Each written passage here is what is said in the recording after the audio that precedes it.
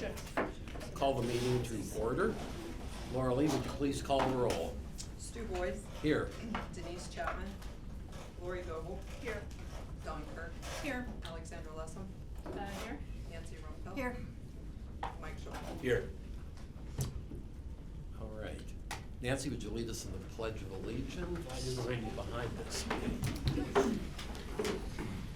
I pledge allegiance to the flag of the United States of America and to the republic for which it stands, one nation, under God, indivisible, with liberty and justice for all. Thank you. I'd entertain a motion to approve the agenda. So moved. I second it. All right, any discussion? Hearing none. Laura Lee, would you call the roll, please? Stu Boyce, Aye. Denise Chapman, Lori Goble, Aye. Dawn Kirk, Aye. Alexandra Lessem, Aye. Nancy Rumpel. Aye. Mike Schultz. Aye. All right, the vote total was 6-0 with one board member absent at this point. So we'll turn this over to the Winona staff for their presentation. Good evening, Mr. President, members of the board, and Dr. Heller. I'm Carmen Polka. I am the Executive Director of Elementary Schools, and I'm here to proudly announce Michaela Bradshaw. She is our new principal here at Winona Elementary, and she's excited to share some things that she's been doing here. They just had a big night last night, so here we are, night 2 for them. That's right. Come on up. Math and literacy night last night. And, really special, quickly, before I even start, we had a parent on the way out express how lovely it was last night, and that was the best parent involvement event she had been in participation in, and so Wonderful. it was so happy and enjoy. I loved that she was able to have that much fun with her kids playing math games and literacy games. So really fun night last night. But yes, like Dr. Polka said, I'm Michaela Bradshaw. I'm not only new to Winona, but new to TSD and to the state of Colorado. So the last 6 months, I've had a lot of learning, and I just wanted to share tonight with you what I have learned and begun to fall in love with here at Winona, and just what makes Winona so special, okay? So before we, yep, perfect. So I wanna share just a quick story. I did change the name, but I wanna talk to you about this empty chair and Carmen. So Carmen's a 3rd grade student. Every day she's ready, once the doors open at 7:40. She comes right in and she eats breakfast every single day, like she hasn't eaten since lunchtime the day before. She comes in, eats the food, and then sprints to go to room C18, which is right outside this door. Just last Tuesday, I was able to watch her do the power walk to get to room C18. But as she was walking, she got a little bit more tired, and you could tell just her shoulders were down, and she was just having maybe more of a rough day than what she typically would have. Miss Sponheim, of course, is at the door, and the moment she lays eyes on Carmen, Carmen, my whole day is made, you are here. She bends down, and they have a special little high five that ends with a hug, and Carmen's shoulders lifted, she smiled, and she was back at it, ready to go again for the whole day. So when you see this picture of this chair, for Carmen, it's not just the classroom, and it's not just Mrs. Sponheim, but this is like her stable place that she gets to be at every day. And sometimes she might need that reminding of, we're glad you're here, we want you here, and we want you to be loved and cherished. But she takes that reminder each and every day and is ready to do her best each and every day. So with that, one thing that I have learned about Winona is that we are truly a collection of chairs where children like Carmen come to feel seen, safe, and pushed to be their best selves, not only academically, but social emotionally. Right. So back to some things that I've learned and that I absolutely love is the soul of Winona, which is our staff. I wanted to share just a few quick points with you. The incredible pedagogy that this staff believes in, one, through our PLTs and the work that we're doing there. But we have a 1-2 combo class, and a picture that we have right now is actually our instructional aide. She has been working with our 1-2 combo teacher in order to make sure that our kids are getting Tier 1 and Tier 2 instruction, intervention, even though we're all in the same class together. They've been working together so well that Miss Michelle is fully competent and capable to help support in that capacity to make sure that all learners are still growing from where they were. We have amazing and impeccable systems of supports. The picture here is one of our ELD teachers supporting. We just got done. We signed off on everything with our WIDA access testing today. And yes, that's a big success. But the confidence, the smiles that kids are still having after WIDA testing, which is not easy to do if you've ever heard, everything it takes to go through that for a kiddo, as well as the staff, but keeping their spirits up and being able to go back to their Tier 1 instruction inside of class and do their challenging things that they're doing is nothing short of amazing each and every day. Our quiet unsung heroes, here's a picture of Miss Maddie. We were able to hire her mid-year. She was one of the Boys and Girls Club staff members, and she loved Winona so much that she wants to be here during the day and in the evening, and she doesn't leave until 6:30 at night because of these kids. She loves these kiddos so much. She now, again, works in our library and was a big, crucial part of our math and literacy night. Last night she held her own session helping parents talk about predicting in a story. And when you read a story at home, what can you do to help your children predict? It was beautiful. Then, last but definitely not least, our therapy dogs. We have 3 therapy dogs. There you see Kaboo, reading along with a read aloud in 4th grade with Mrs. Terry's class.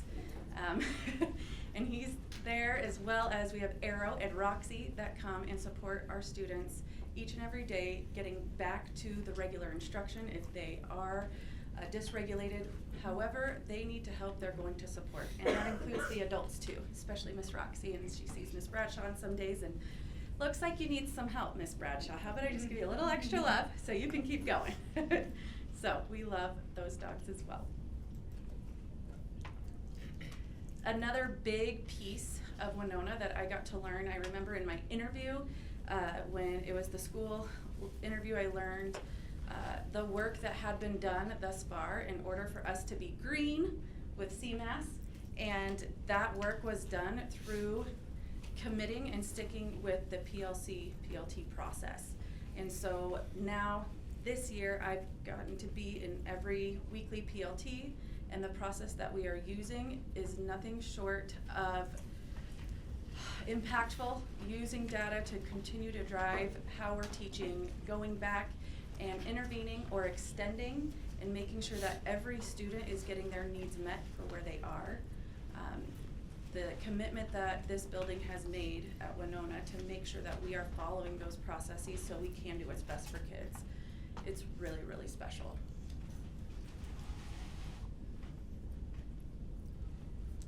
All right, so we changed our monthly assemblies. We have PBIS assemblies where we're always talking about great behavior, and then as well as our achievement awards in math and ELA. We switched over from our PBIS awards to our Character Strong awards, and each class has an award for students. We get to present these again each month, and our students thus far have learned and been able to show empathy, respect, perseverance, gratitude, and responsibility. In February, we're learning and showing honesty on top of our kindness, spread the love challenge that we're doing. But these students love being in our Character Strong lessons. Our staff love working with our students in their SEL block, going through those Character Strong attributes, what does it look like and sound like, and making sure that this is a big part of our day. Whatever month we're in and what word we're focused on, it's discussed, we're engaging with it, and these students right here have earned that certificate that they are strong in their empathy, respect, perseverance, gratitude, and responsibility. Then I wanted to share just a couple of pieces with you from parents as well as students. So this is also my first year in elementary, so there's so much that's different and so much that's alike. However, the love and support that families feel when you're supporting their younger kiddo, it is so heartwarming and heart-touching. When the holidays came about, the cards that I would get, I've never experienced ever. So that was something fun to learn that I didn't know I would be getting. But a couple of notes from this school year. Thank you for supporting our son during this transition to Winona. He started in, I believe it was late September. He loves coming to school every day and feels like he has a place to belong and can be himself. We are lucky to partner with you as he starts learning about friendships, self-confidence, and challenging academics. I loved that. And then the next one, we appreciate what you've brought to this school. We have helped navigate our worries, or you have helped navigate our worries and frustrations with our child and make us feel he's in the best place he can be. And I 100% agree with our staff with what we have going on and what I've been able to learn. We are the best place to be for kids. From a couple of students, again, things you don't know that you're gonna get from kiddos, the most heartwarming little notes. A first grade student told me the other day, I feel happy and I feel safe and I feel smart when I'm at school and I just love being at school. Then a fourth grade student, thank you for always helping me when I am sad or mad. I love you so, so, so much. I love this school. And she was very adamant that that was on there in all caps. All right, so again, what I've learned is here at Winona, every child who sits in this chair or any other chair is going to feel seen. They're gonna build their self-confidence. They know that they belong here and that they are safe and that they are loved. So I wanted to share a fun video here. Before I do that, I wanna let you know that you are more than welcome to stop on by whenever. We would love to show you around, whether it be for a lesson, an intervention, for a PLT. You are more than welcome to be here anytime. We would love to have you and share what we do, boots on the ground style. All right, now this is my favorite part. We implemented a new pledge that we say every day at the morning announcements. We're gonna get it started. This is first grade and a couple of second graders. So, we are.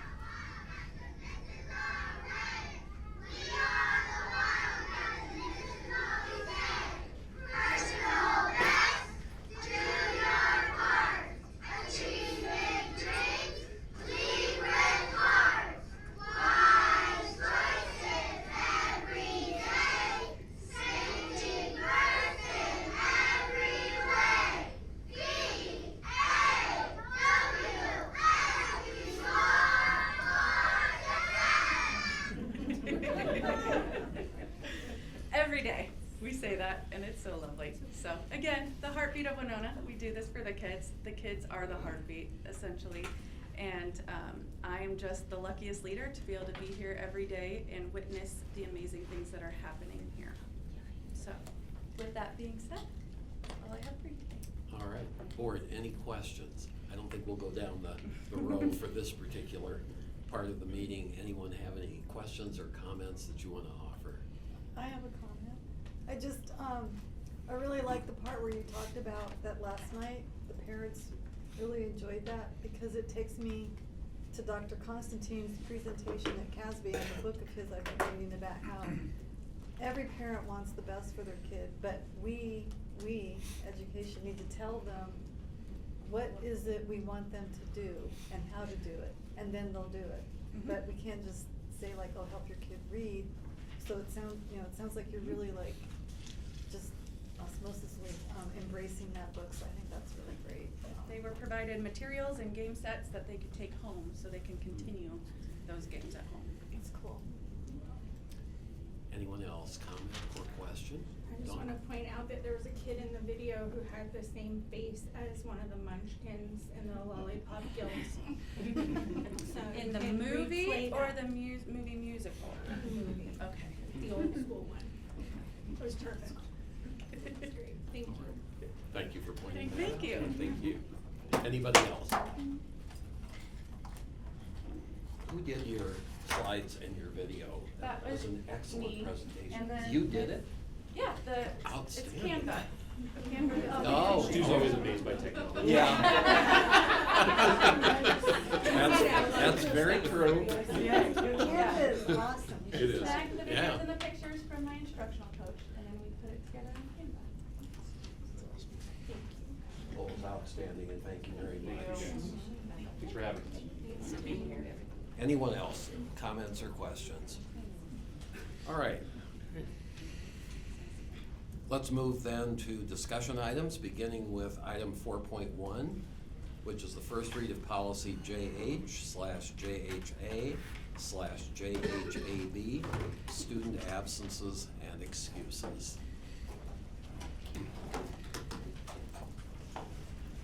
Good evening, Mr. President, Dr. Heller, members of the board, Sarah Rasmussen, Assistant Superintendent of Learning Services. And with me this evening is also Dr. Jennifer Guthels. She's our Director of Student Success. And this evening we bring forward the revision of our attendance policy.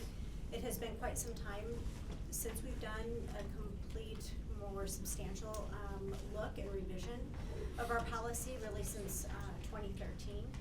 And our hopes as we put these revisions forward is that you will see something that is more in line with state statute, that we are also pulling in best practices, as well as creating opportunities for support as we work with our families and our students.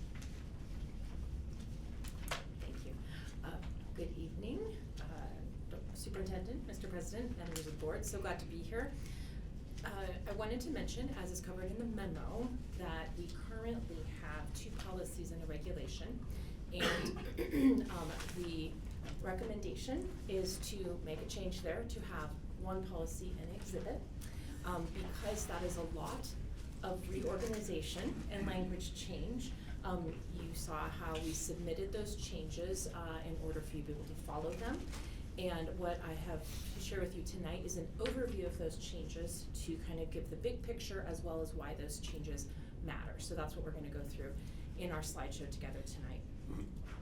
At the beginning of the slideshow, I have this quote just to help us set a little bit of context on why is it time to, as Sarah pointed out, finally take a look at this policy and maybe make a few updates, right? And I think many of us would, if we think about why it's important to come to school on a regular basis, we would think about reading proficiency and making sure students are on track to graduation. What we may not think of right away is the effect on personal and emotional development that occurs for students when they're not at school on a regular basis, as well as that important habit of showing up, which those of us surviving in the adult world know that in order to keep a job and contribute to society, we do have to have that habit. So these are just a few of the things that happen when we have regular punctual attendance from our students, as well as our students being engaged and feeling welcome the way that Principal Bradshaw describes so eloquently. All of those things come together for the outcomes for our students that we're hoping for. A bit of context around data that I think is helpful for us to think about as we think about what we want to change in policy and why we might want to change it, as well as all of the standard operating procedures and practices that would flow from that.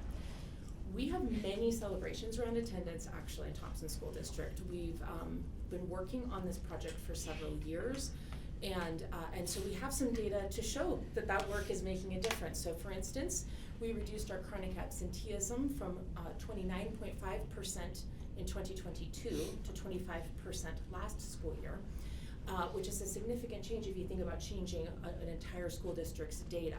Chronic absenteeism is that rate where we're looking at a student has missed 10% or more of the given school days at that point. I want to flip that around and say, if we think about what is 25% of the students in Thompson School District last year, that was 3,500 students. And so if we think about 10% of an entire school year, that means that we had 3,500 students who missed 18 or more days last school year. So while we can celebrate the success of getting us down from 29.5 to 25, we would all say if one of our kids was one of that 3,500, we would want better for them. We could do the same thing with each of these data points. So when we think about daily attendance, that's how many kids are showing up each day. Yes, the 92% rate we have is an improvement, and that's still more than 1,100 TSD students weren't at school on any given school day last year. We also improved our truancy rate, so we have dropped that down to 2.6%. However, that's more than 350 Thompson School District students meeting that state definition for habitually truant. Remember, habitually truant is unexcused absences, so not total absences, just the ones that are unexcused. We also want to attend to individual grade levels, and so I just pulled a couple out for you. I have them all listed on the next slide, but if we look at, say, kindergarten, we can see that 186 kindergartners, as well as 422 11th graders in our school district missed 18 or more days last school year. And if you think about anybody who has either worked with kindergartners or raised a kindergartner, missing that much of your kindergarten year is going to have long-term impacts that we can all imagine, as well as any of you who've worked with or raised an 11th grader, getting ready for senior year, what you're going to do after that, and missing that much school in 11th grade is clearly going to have an impact on your future. So when we set that in the context of chronic absenteeism last school year, by grade level, it's very interesting to see where the numbers are higher or lower. One of the things I did want the board to know is that as we have worked as a school district on this project of reducing chronic absenteeism, we did start in elementary school. There are more kind of natural inherent systems in place there for us to build on, kind of test some things out, and then we've rolled some of that up into middle school as well. And then this year our team is expanding into supporting our high schools. That is not to imply that our other grade levels weren't already doing work at their own schools, but as far as the school district coming together to help support them, it's kind of rolled up into the grade levels. That being said, these patterns that you see are also quite typical across the state and the nation, that we see higher rates of chronic absenteeism in our high schools, and I think that we would all agree that that's not good enough. High school is an extremely important time developmentally for students, and we need them here learning with us. So as you look through the suggestions to updating our policies in this area, what you should be seeing in there, hopefully, if we got it right, is a holistic approach, a clear approach, restorative model, and a compassionate policy. So we're looking to say we should be able to put together policy that shows that our policies, procedures, and practices are all connected and integrated. They apply to all grade levels, but they leave room for grade level specific strategies to be employed. So for instance, you can imagine that being tardy in elementary school is different than being tardy in high school, right? In elementary school, you have tardiness at the beginning of the day, primarily, right? Whereas by the time we get to high school, we're thinking about why might children be tardy for different class periods throughout the day. And it might be very different reasons depending on the time of the day in the class. So we want to be specific where we need to be specific, but leave room for the support that different grade levels need. We want to be clear, provide clarity around absence types, state definitions, and the roles that all of us involved in this important partnership play in improving students' attendance. We want to focus on solutions and partnerships rather than consequences. That is what the research and experience tells us works, as well as encouraging early intervention. We also want to make sure that our policy is compassionate. So for instance, our current board policy actually states that if we don't get the excuse from a parent or guardian within 48 hours, it is to be considered unexcused. That is not the most compassionate policy if you think about day-to-day life and how difficult it might be to magically hit that 48-hour window, and it certainly sends a message to our families that it's not a partnership and we can't have that. So we need to be clear about being compassionate, including what is excused, when do you communicate it, how do you communicate it, what does makeup work look like, and limiting those punitive measures because research showed us that they don't work.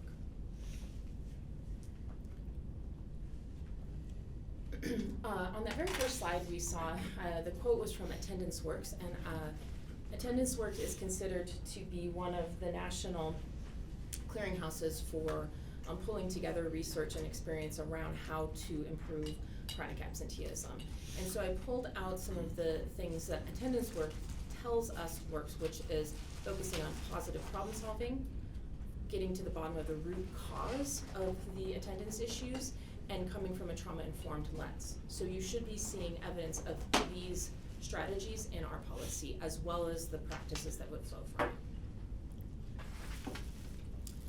So some of the changes that you'll see in the policy and why they matter, again, we're looking to make that shift to a proactive, support-oriented philosophy, calling that out very clearly in the policy, emphasizing that partnership with families and community providers.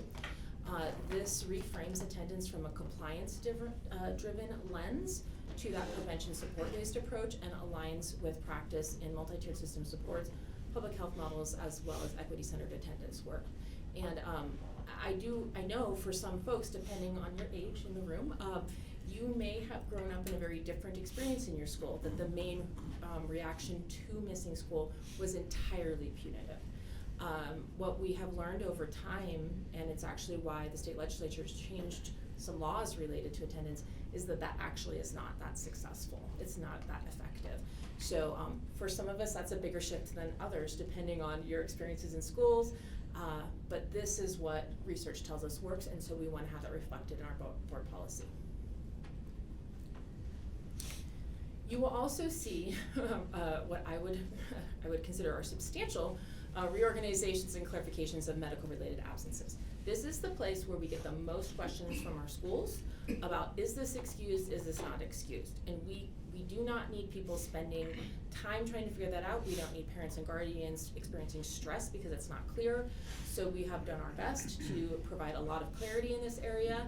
So you will see medical absences differentiated into things like temporary illness or injury, recurring treatment absences, and then there is a new area that actually comes from a very recent state statute around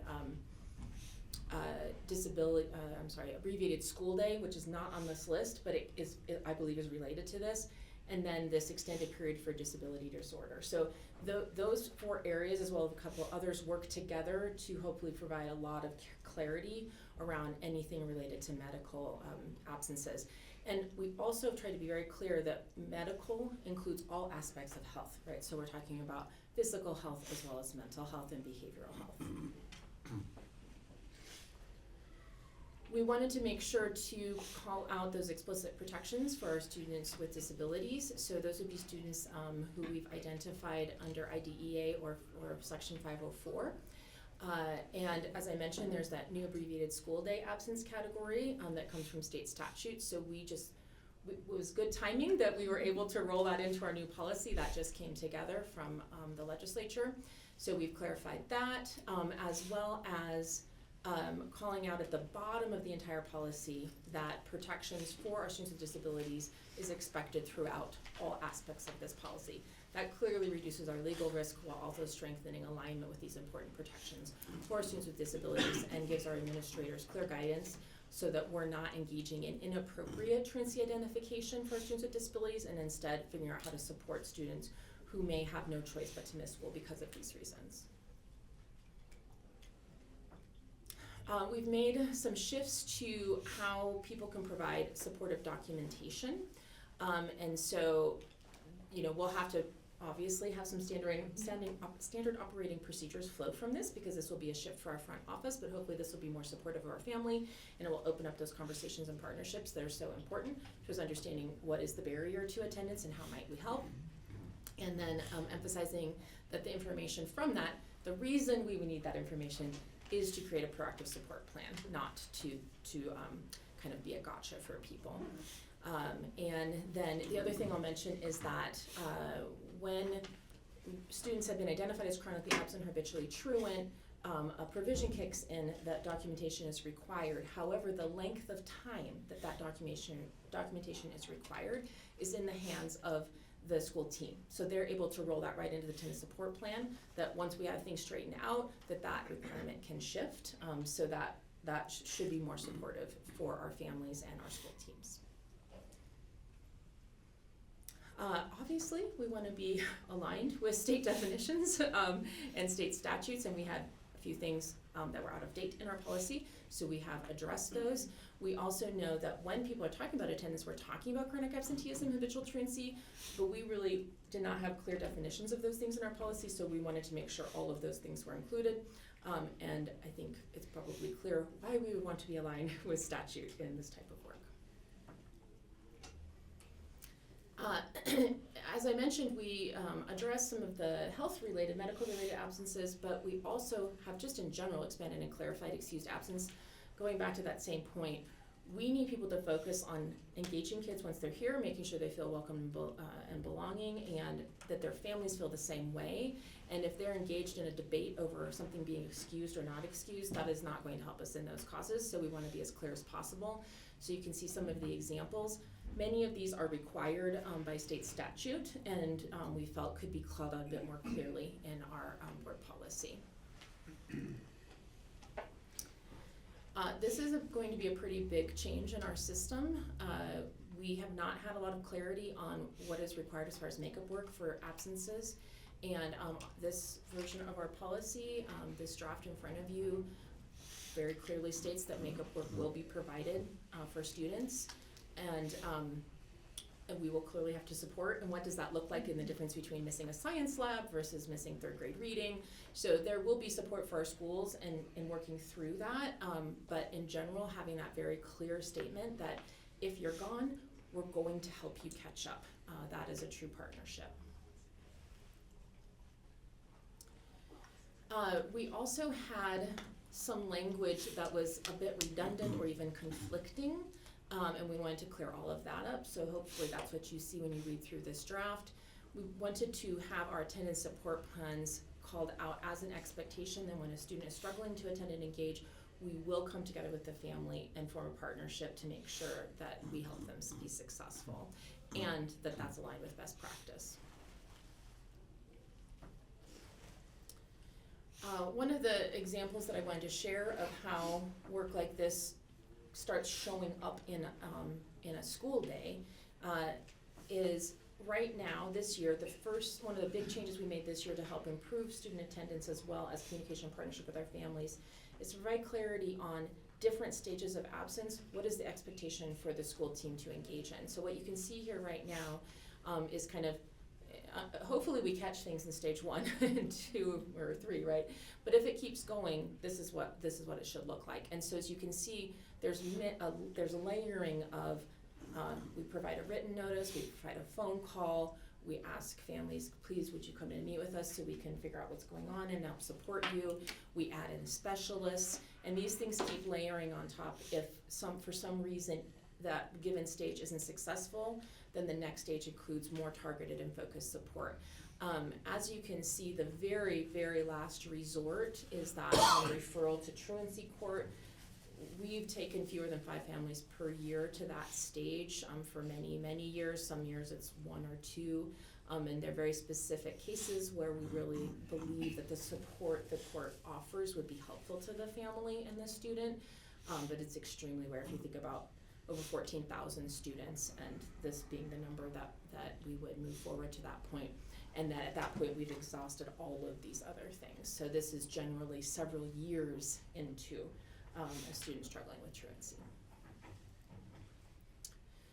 So overall, our goal is that this new policy shifts us from compliance-focused attendance framework to a supportive, legally aligned, and system coherent model that better reflects that we are a multi-tiered system of support, that we protect our students with disabilities, and we engage in best practices when we look at engaging students in learning and feeling welcome and connected at school, while we also preserve those statutory requirements when those are necessary.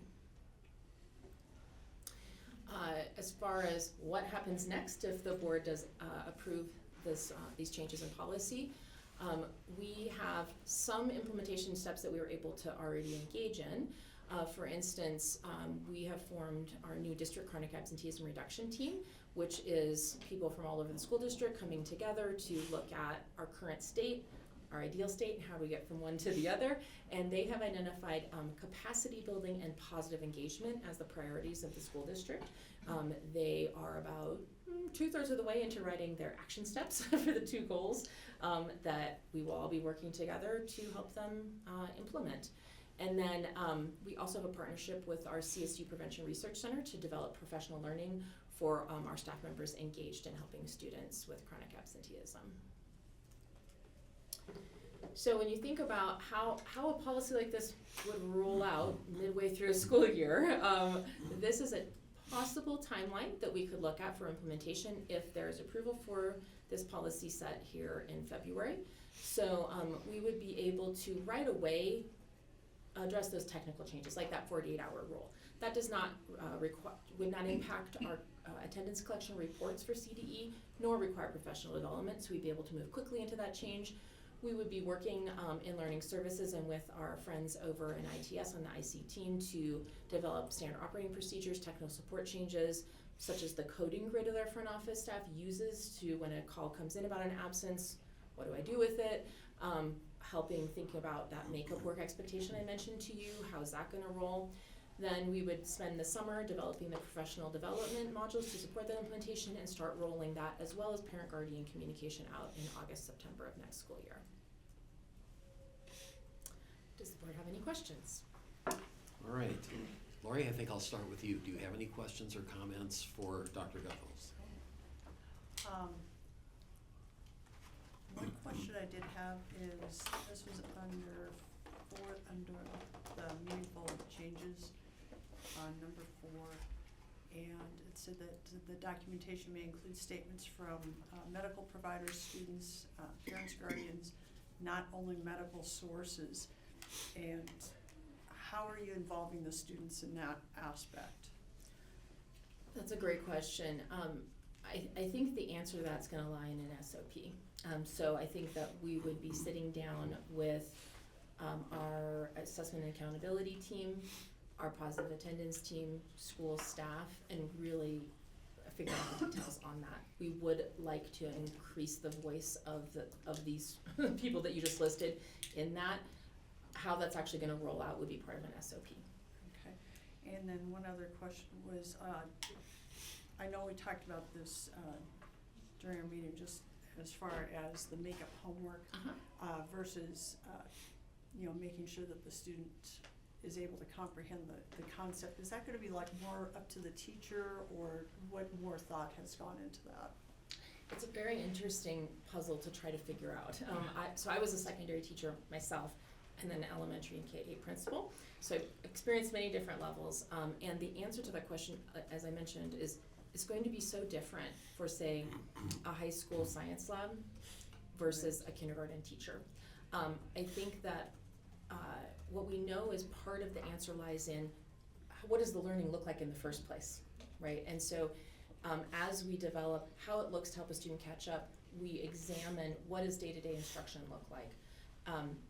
That's gonna help us plan better for catching up, right? So for instance, we're not necessarily implying that the best solution to that is to say, here's the packet you have until Friday, right? That's not meaningful engagement. But if what was happening in the classroom while the student was gone was that packet in the first place, that's what's gonna happen. So I think we need to look at it from multiple perspectives, and we would certainly want to involve our teachers. We have a member of our teachers union here in thinking that through so that we have a really good plan. And it's probably something that's going to have several steps to implement, because depending on the level, the subject and whatnot, it's a bigger change than for other levels or subjects. I don't know if I could add a little bit there, just because I was thinking about this a little bit as we were going through this presentation again today. We have this makeup work piece, right, that's in here, which I think is an important element. I've expressed, that I've experienced some situations with my own kids and then the makeup work. But there's also this element of maybe you're missing a couple days of instruction. The instruction that you're missing is in many ways the most important thing that you're missing, not necessarily the work component, but the instruction. And then what's our expectation for teachers and for staff in terms of, let's say you miss 3 days of instruction and then you come back and you come back today and the teacher says, tomorrow we have a test over this stuff that you just missed. How are we gonna handle that? Because if we're expecting the student to take the test just like the rest of their peers, even though they've missed 3 days of instruction around that content, that's gonna be a change as well that we need to create some expectations on, but also some support for our staff on that change. If the focus is on, we want to make sure the kids learned the content before we assess them, or at least they had the opportunity to learn the content before we assess them, then we probably need to think about that piece as well within this. So. Absolutely. Anything else? Okay. Mike, questions or comments? Can I just a clarifying question? Are the questions related to, because we did the presentation for 4.1, 4.2, for all of, are we gonna go through those separately? Because if so, I would just wait till the end. I mean, Mine. yeah, 4.1 is the policy itself. 4.2 is really the change to the And regulation. then we're gonna deal with them And we will separately. deal with them kind of separately, Yeah. to make sure that you have a chance to discreetly talk about each of those things. Okay, no, I'm good for now. All right. Dawn? I'll just throw out one, like, I'm so grateful for how, like, this now kind of integrates more of those things that we talked about and just really, hones in on and explicitly says it clearly for those of us who are looking at it. And I think it's meaningful changes, because attendance is a symptom, not the problem, frankly. And so if we deal with it as the problem, we're always gonna chase it. And I think these changes help us really dial in, what is it that people need, how do they get there? And they help to close the gaps no matter what happens, right? And I was just thinking about the makeup work. We talked about it in our 2+2, and there's some great work that's being done across the district in this. Like, I was just thinking about the labs that already are set up, where like the kitchen's open and on several hours a week to say, if you need to make up any lab, this is when you can pop in. Same with a lot of our classrooms that have more of that hands-on, you can't really take it home aspects. And so I just love that we've already got so much built in that comes from best practices and what we've learned as we've been doing this work, and we're pulling it together. And I think this, while it feels a little daunting on the makeup work, that's I think a big piece for some teachers to really wrap their head around, depending on their approach. I also think that we have some really great examples, no matter how you teach. There's probably people in your PLCs that are already doing some great work to tap into, because I've seen it and I love it. I appreciate it so much. So I just want to give a shout out to all the great things that are happening, and I feel so good about this. After our 2+2, I just felt at peace, which wasn't easy that day. You brought me peace with the changes here, so thank you. Thank you. All right, Denise? The different medical categories, just gonna scenario play here. So someone has a standing mental health weekly appointment. So that's not temporary, that's our recurring treatment absence. But they're gonna miss a lot of school this way. So how does that, so they get their assignments, because everybody knows they're gonna be gone. And as long as they get them in, there's no absence, or is there still an absence but it's excused? Yes, so it would be an excused absence, and the intention is that we make it more clear of what's excused and not excused, that people are more likely to explain what's actually going on, provide that information, which then can be part of a support plan. So for instance, if, there's a difference, of course, between elementary, middle school, and high school and how to answer this question, but if we think about, we'll use that 4th grade class example, and maybe that appointment is when that class has reading every single Tuesday for 3 months.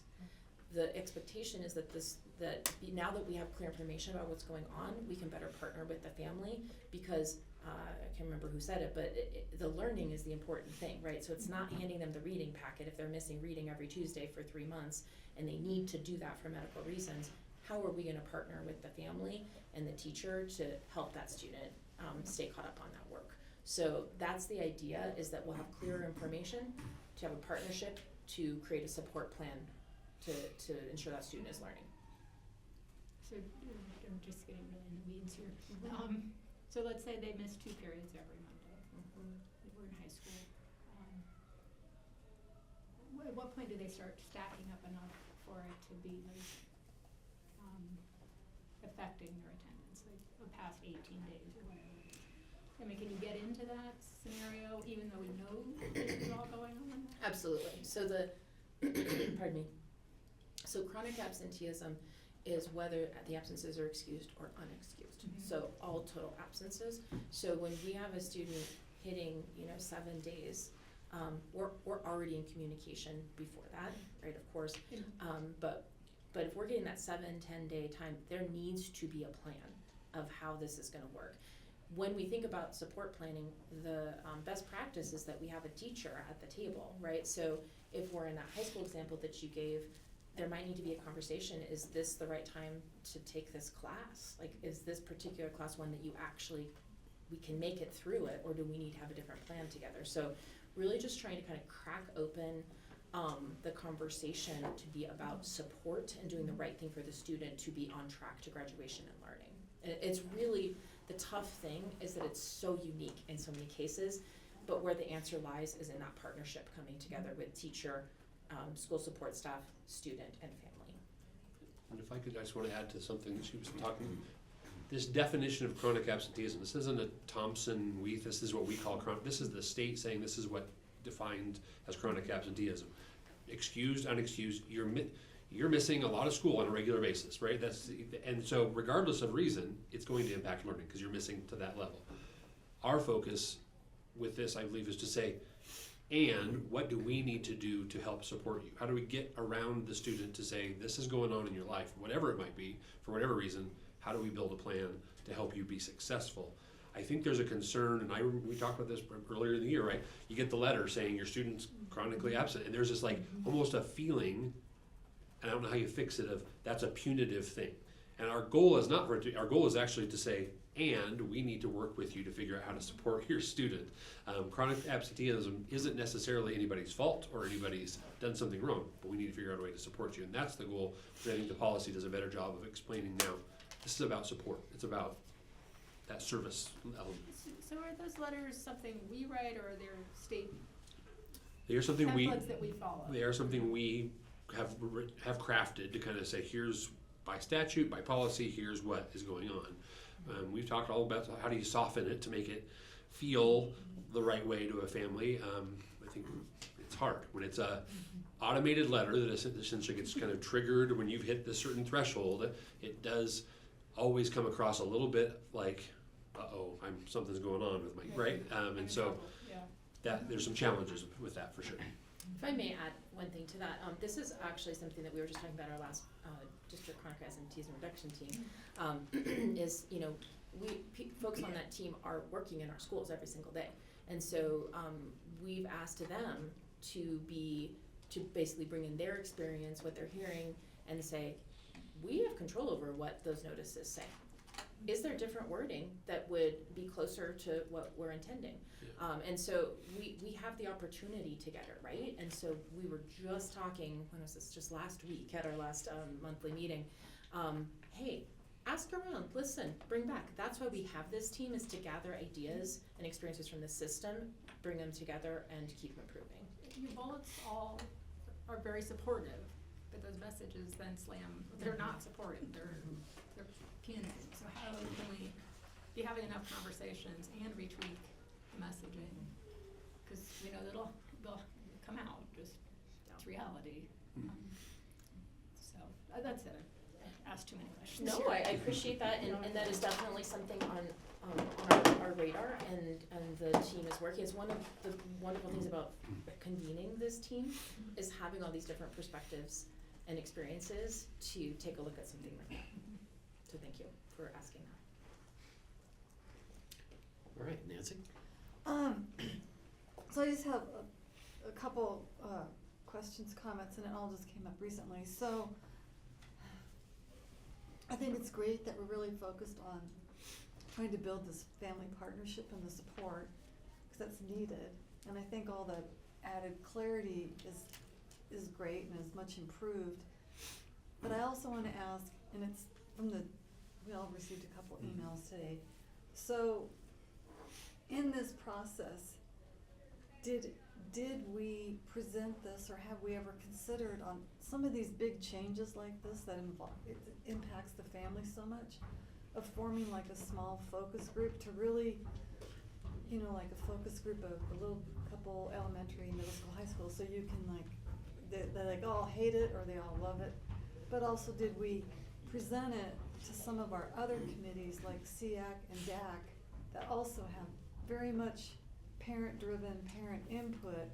Did we present to them and get feedback? Cause you know, I'm not on those committees, so maybe you did and I'm not aware of it. And then the last thing is, it also just came up today that I didn't realize this, that when students enroll concurrently, they have to navigate TSD policy for attendance and Ames Front Range or you know whatever, and that if there's conflict, it leaves the student in the middle. And so again, I don't know how we're not going to resolve that today, but I think it's something we need to think about. But the main thing I think for me today is, did we present to SEAC and DAC and or ever consider in the future doing focus groups to get more of this confusion and input received? Yeah, thank you, and if I may actually start with the concurrent enrollment, because President Boyd actually asked a question that led me to do a little bit more research on, could we just add one sentence? So I worked with our director of CTE, and we did add a sentence that clearly calls out that what this draft would suggest is that what we say is you follow the policy of where the class is physically located. And the reason for that is because it's the organization or the staff, right? So if the concurrent enrollment class is happening in, say, Loveland High School, it's Thompson School District staff, and by the contracts we all sign, we are required to follow board policy, right? But if the student is traveling to Ames and doing it on-site at Ames, then that means that they're working with Ames employees, and they would be following those. So is that something that just hadn't been really clear before? Correct. Now it will Correct. be? Okay. Correct. Yeah, So I brought it up during the 2+2s about the question of makeup work, because Yeah. sometimes concurrent enrollment, if you're taking it at the location, they will not allow you to turn in work, right? And so we are, unfortunately, when kids are taking those courses at those sites, we don't have any real authority to tell them, you need to follow our policies. They're gonna follow the policies they want, but, so that there was some added clarification, depending on where the course is taken, that's the policy that gets followed. Okay. So my goal in that was to call out, so I called out in the makeup work area specifically, and then that would allow us to have standard operating procedures flow from that to address maybe things we hadn't thought of yet regarding some conflicts between different facilities and organizations in that area. So appreciate you bringing that up, because it was a really good question that came up also last week, and something that was important to address in this policy. So working backwards. So in the first thing that you asked about, we've been working up to the point of bringing these policy changes forward to the board for almost 3 years. So we have done empathy interviews and a variety of listening sessions. What I will say is I have not taken this particular draft policy to the groups you're talking about, because I needed to come to the school board first. However, it would definitely be the right thing to do to look for opportunities within our many different focus groups we have, should we move forward with these changes, to say, let's talk about implementation. What do we need to be thinking about our SOPs, parent, guardian communication, all of those things. Because doesn't the attendance and absenteeism, doesn't that fall under DAC? I don't remember. So DAC has not historically looked at policies in that way, like to review policies and provide recommendations that, for example, this is a larger one with attendance. One of the ones that we did look at for, well, actually it was our last DAC meeting, is we looked at the policy IKF, which is really around graduation rates, because it pertains to that teaching and learning side of things. And so we were asking for some input around IKF as we're kind of working through that. One of the areas that I could see, as Dr. Guthels just mentioned, being beneficial is, okay, so now what does this look like when we implement this? families, what types of support do you need?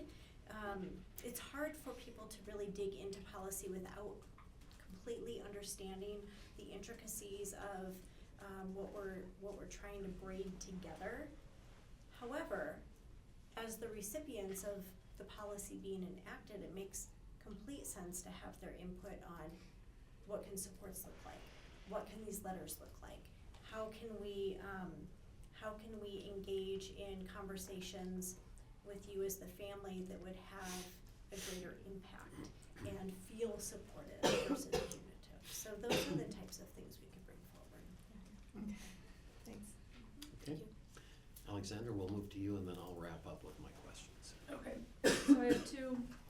One related to the part that Lori talked about where there's the documentation for excused absence.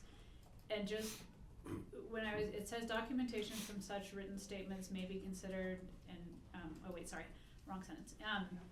The district will require suitable proof regarding the above expectations, including written statements from medical sources, students, and parent guardians.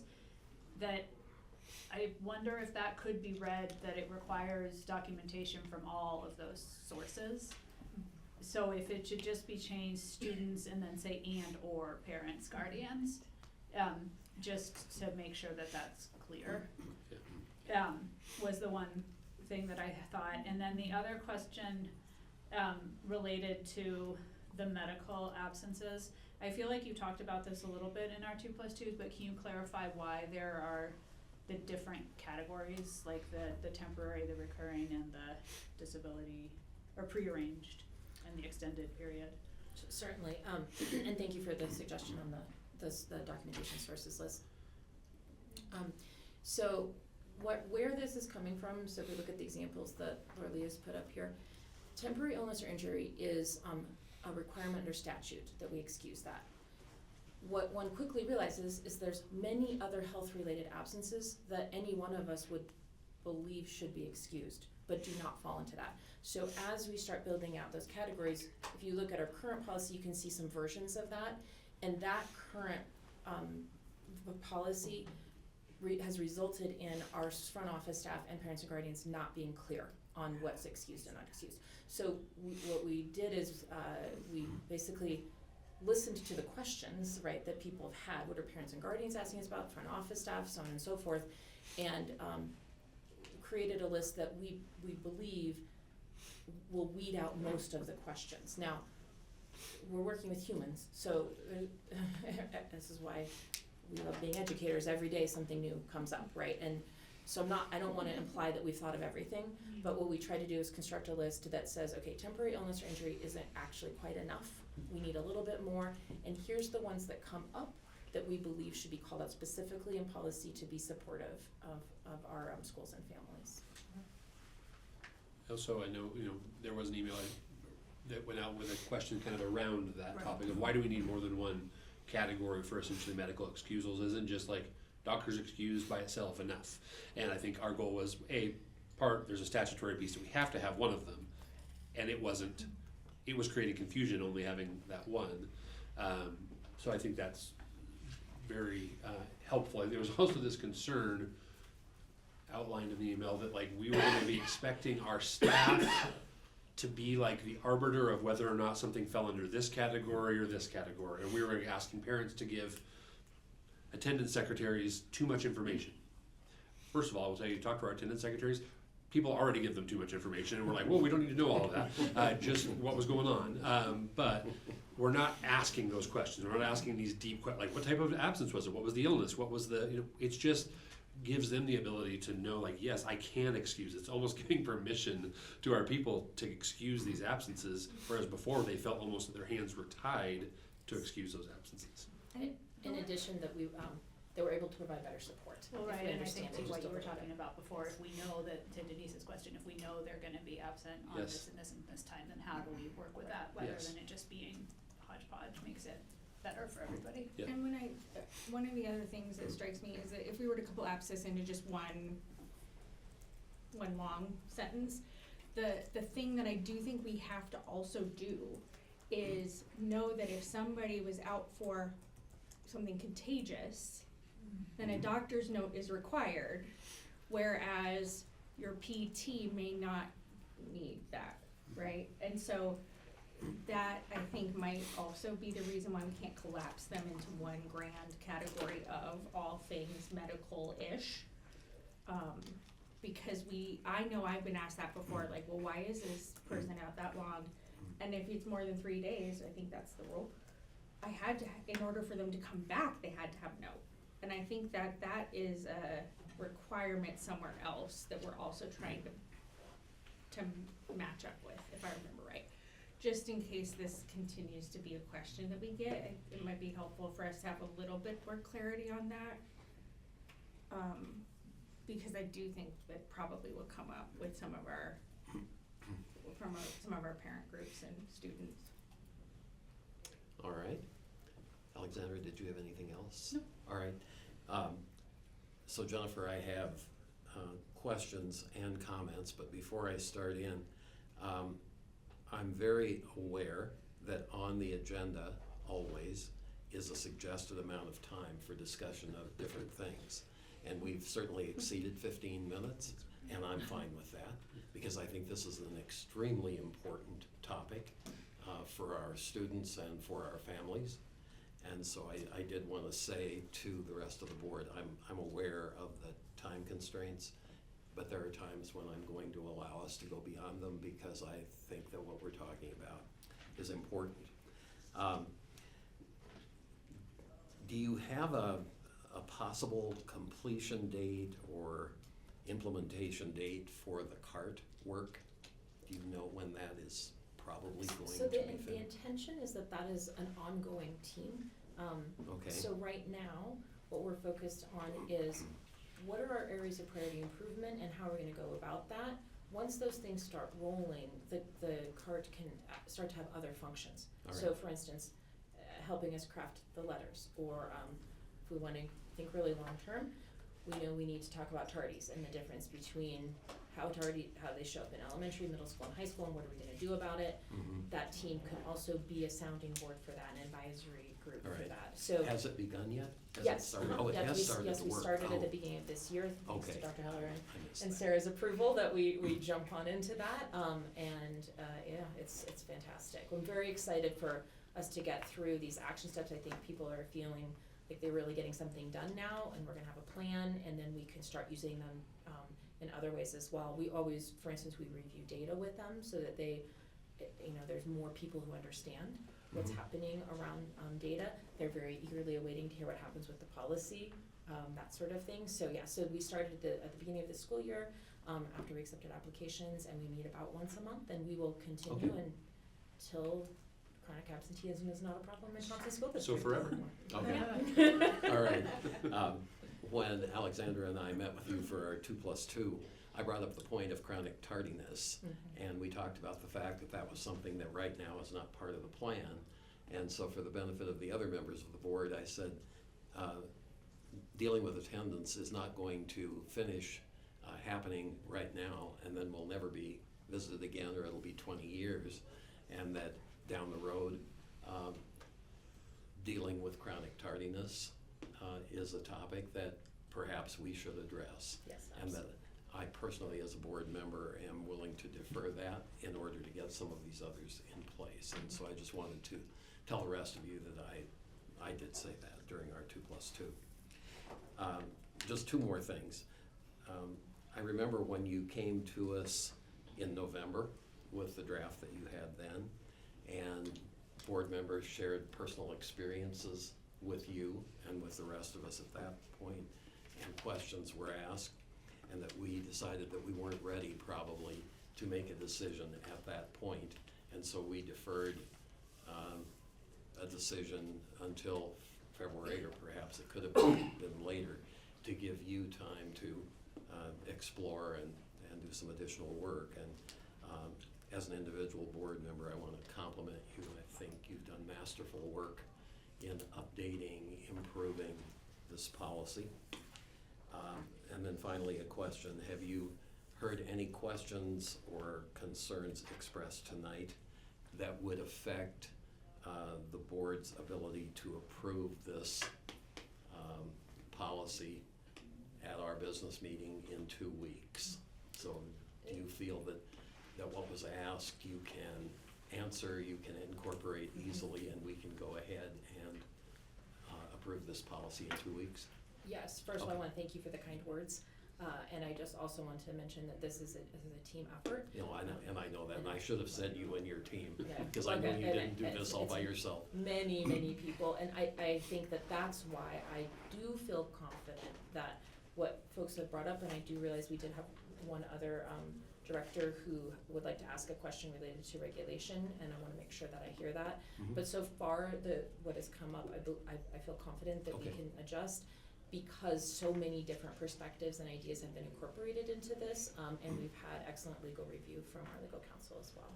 All right, thank you. The only thing I'd also say is just a reminder that board policy is a living thing, right? Yes. It's not gonna be 13 years before we come back to you with this. There will be, I'll be home. as we, yeah, some of you are like, I don't care, 13 years, I won't be here. As we implement, which is really the most important part of any policy, is actually put it in place and start using it in our schools, we will identify like, oh, I guess we didn't think about it that way, or we didn't see it that way. So there's gonna be an opportunity in the future, hopefully not tomorrow, but sooner than later, we'll come back and say, hey, we need to make some adjustments to this. It will not be 13 years, especially considering we do know we need to do some work on tardies as well. So.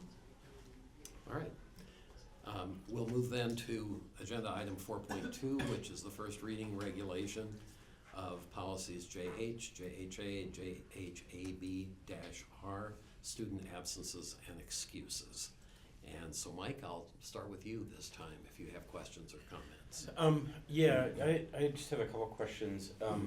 The one, I was glad you brought up the fact that it's a living, because obviously it's a human exercise. Yeah. And we understand that it's only as good as, it's how it's implemented, and I have one question related to that, which is capacity, and making sure that it's kind of managed with some uniformity across the different schools, elementary schools, high schools, and that the folks that are dealing with it are trained and understand. And I think you did answer that when we met, I think in the other meetings as well, but I'd like you to just share that a little bit, kind of how you plan to make sure that the folks on the ground who are gonna be dealing with this on a day-to-day basis are trained and feel empowered to manage this policy. Thank you for asking that question. So when you, I don't know if you could go to the timeline, tentative timeline slide. So part of the reason I felt it was really important to acknowledge the teamwork behind this is that when you think about this tentative timeline, if you look up there, you'll see we're talking about technical changes. So within just that one little phrase, we're talking about things that need to change in Infinite Campus. That's Kelly Sain's team. We have front office staff who will need professional learning and support. That's Carrie Bartman's team that provides that. So right there we have two very different teams that we would be partnering with to make sure that rolls out correctly. Then we have the support for those engaging in the support plans, right? So then that maybe is more around professional learning about approaches and practices. So in order to pull this off, we're partnering across multiple departments and divisions. And I think what I heard from the board last week and from Dr. Heller and Sarah is that we have support while we have urgency to get this done, because this is important work, we want to do it right. And so I would imagine that as we dig into that April, May, June, July, and we realize that some part of that rollout needs a little more professional learning and development than they realized, that we will take the time to get that right. And part of how we're gonna get that right is using things like our CART and our principals. All our folks, on my team are positive attendance specialists who are working every single day with front office staff, principals, counselors, teachers, right? So making sure we're hearing all those voices and perspectives so that we're both staying aligned to what we've put in policy, but we're rolling out in a way that is supportive and effective. So I hope that answers your question. Yeah, no, I do. I mean, I look forward to kind of keeping apprised of your progress as you go through that. I understand. Having worked across in different venues of multi-departmental teams and stuff, I understand the challenges related to that. So I appreciate what you're trying to accomplish. The comment or the second question is specific, it's just some language with to GHB and GHB-E. I really appreciate the fact that there's a section in there on district responsibility, because I think that's really important, that, you know, particularly that schools feel supported and that the district, my only quibble, and it's perhaps not a hill I would choose to die on, but the one thing in District E in number 4, it says, to assist the school and district attendance teams and with complex attendance matters wherever possible. And I just get really hung up on the wherever possible, because if not you, it's like, yeah, it's like wherever possible. Well, if you can't do it, then good luck. And I think at some point it's that kind of buck stops that the district has to be supportive, and I would like to see like something in there that reflects the fact that the district is gonna have to provide leadership and guidance, and that you'll, so that's my only comment related to that. So. No, I would, I see Jennifer nodding, I'm like, I can, yeah, the wherever possible, I can see where, at the end of the day, if we can't provide the support, who is? Yeah, right. So, you're right, there's probably some language there that we can tweak to clarify that, yeah.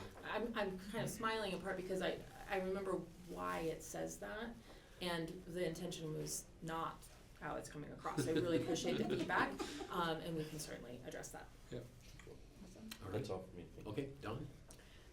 The only thing, I mentioned this when we had our 2+2 that I just wanna bring forward, is like, I think that the technical pieces are so important. Obviously, professional development, making sure people know how to do the technical and apply it correctly is important, but the more that we can streamline this, the more that we can make this easy, the more that we can make sure that the templates read in a way that we want it to, so that every parent doesn't have to call and hear the thing that makes them go, oh, okay, it's not as bad as I thought.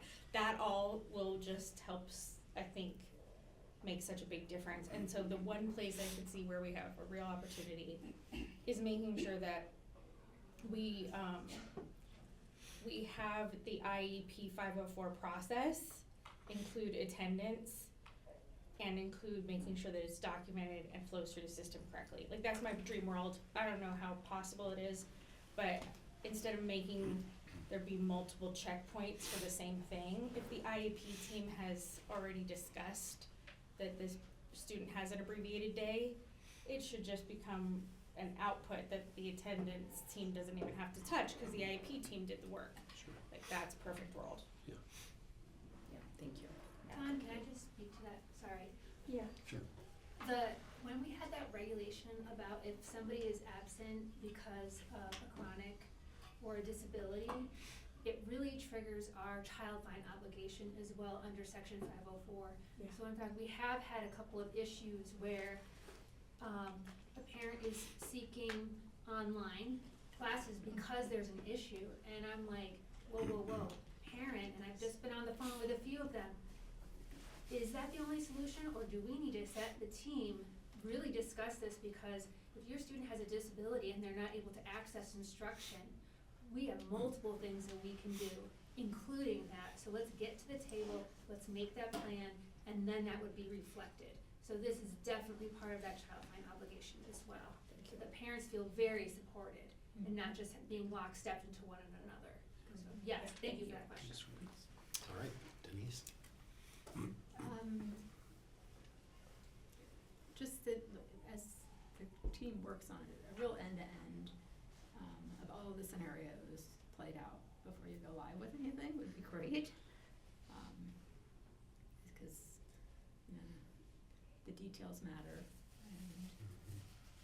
and you learn things as you walk through kindergarten with this and that, and you know, when the parent gets what. I think it's an important point, and I wanted to compliment, since Kelly Sain is in the room, want to just compliment the Infinite Campus team as well as Carrie Bartman's SIA team. We actually had a meeting today where we pulled together my positive attendance folks, IC team, the SIA team, and we said, you know what? We should have already all been working together this closely years ago, right? And we weren't, and we should acknowledge that we were kind of separate, and embarking on this attendance project together has really brought us together and realized all the different strengths and perspectives and things we can learn, and that is now part of how we're doing things. And so we had kind of a little celebration, and then somebody pointed out I didn't bring any treats, so it wasn't maybe a real celebration, so I promise I'll work on that for next time. Next time. But there are a lot of details and a lot of pieces, and so we still have work to do on collaboration and coordination. But even just in the last 6 months, it's so exciting to see how far we've grown. That's great to hear that the different groups are working together and that it not just be a project structure, but it's the way we do work. Yes, absolutely. Going forward. All right. The only thing I have on the regulation, or actually the rollout, is just that one flow chart you had that was for staff, that was like yes, no, and all these different things, is also try the exercise of making that from the perspective of a parent. Make that same, okay, my kid has to go to a dental. Oh, is this braces? No. Okay, so try doing it with that, because, but use go into a school, pull a parent off the street, and just, will you follow this, and does it make sense to you? Because I think that would help a lot, because it is easy when you're immersed in something so much that you forget all the little steps. Because I mean, in the work that I do, I find that a lot, which is why I always write it, and then I give it to somebody who has no idea how to do it, and say, see if you can do what I wrote. Mm-hmm. And then that's usually where I'll find that I forgot all the little things that are just, second nature. So I would just highly recommend that, but I really think this is much needed, because I know that policy has been like a point of, like a little piece of sand in everybody's shoe, from the parents to everybody. So I'm glad it's getting resolved. That's due to you and your team. Thank you, and I love the idea of the parent flow chart, because we focus a lot on like the grid that the front office staff would need to do the coding. So thank you for that idea. All right. Alexandra? No? Lori? I'm good, thank you. All right. I don't have any comments or questions either, but board, thank you for the careful study and thought that you've put in to this attendance policy. We do have one more section, but I think it's probably not going to involve a great deal of discussion. So thank you, board, for investing the time that you have in this. All right. So let's move on then to agenda item 4.3, which is the first read of the deletion policy, JHB truancy. So that's you too, I imagine. Well, yes, I just wanted to make sure that people understand that what we did is we brought them together. So what the state requires us to cover regarding truancy is now in the policy instead of it being across two different things. All right. Does anyone have any questions hearing what Jennifer just said? Anybody have any questions about 4.3? Okay. Then we will leave the arena of attendance and move to the first read of policy BEDB, which is the revised agenda. Thank you, so Jennifer much. and Thank Sarah. you all. Thank you. Good work. Yes. All right. I will, We'll let you I'll at least start the conversation. Speaking of living and breathing policies that will change from time to time, this one's changed a couple of times since I've been here, and that's not very long. So the conversation we had, I've had lots of different conversations with different board members as we've talked about our policy, and specifically around board reports, board communication, whatever that might look like. So as you can see, what we're kind of recommending today and bring back to the board at the regular meeting is just a few changes. Number 5 on the agenda, which used to just say reports and was broken into superintendent report and board reports, would now just be superintendent report. And we would then move letter 8, would be a new item, which would just be board communication. And it's fairly open in terms of each member of the board having the opportunity at every board meeting to report on events or to communicate with other board members in the community, and limiting that to 3 minutes per board member. So we have those kind of two changes on the regular meeting agenda, and then the other change is in the study session agenda. Number 5, which currently is written as CASB updates, just calling that updates, where we have the opportunity to do CASB, LURA, potentially any other updates that might need to be brought up at that time. So relatively minor in terms of overall changes, but open to thoughts, concerns, questions about this change. And let's see, Dawn, I think we're starting with you this time. I don't have any notes on it. All right, Same. Denise? I don't have any. Okay, all right. Nancy? No questions anymore. No, I really appreciate this change. I know I think it just alleviates and makes really clear things. The only question I have is, I'm okay with where it's being moved to, as long as it's understood that if we have a long meeting, We're not cutting it. we're not cutting it. And so I think this just will make everything just much easier. And, when you say updates in the study session, would that be like Laura, CASB, and if, I don't know, somebody had a committee meeting that they felt like they needed to update Yep. the board during the study session? Yeah, the only thing I would ask is if you have a specific update you want to provide, let us know, and we'll make sure that that's on the agenda. So for example, it would say updates, and A might be CASB, and then B might be Lura, and C might be, the master planning committee, right, or whatever it might be. And so yes, we would add any different updates could be placed in that section. Or like maybe JIC, maybe you Correct. found a really cheap Yes. policy. Fingers crossed. Okay. All right. Alexandra? No, that's fine. Lori? I appreciate the thought that Dr. Heller put into this. I would like to make a proposal for just a small add into our agenda format, and that would be between the Pledge of Allegiance and the mission statement. Let's see, make sure I'm looking at the right one, or after the Pledge of Allegiance. In light of this being the 150th celebration of Colorado and the 250th celebration of America, for us to possibly read the preamble to the Colorado State Constitution. It'd be 30 seconds. We do take an oath of office to the Constitution and to the Colorado State Constitution. I think it'd be a great way to set the example for the students on, as far as something to, reflect on. All right, I have a question for you. Are you thinking that this would be for the year 2026? Is that what you're suggesting, since this is the 150th and the 250th? To start it as, because it is 150th coming this August. Mm-hmm. And then possibly continue it on into the future. Since that is, we do take our oath of office to the constitutions.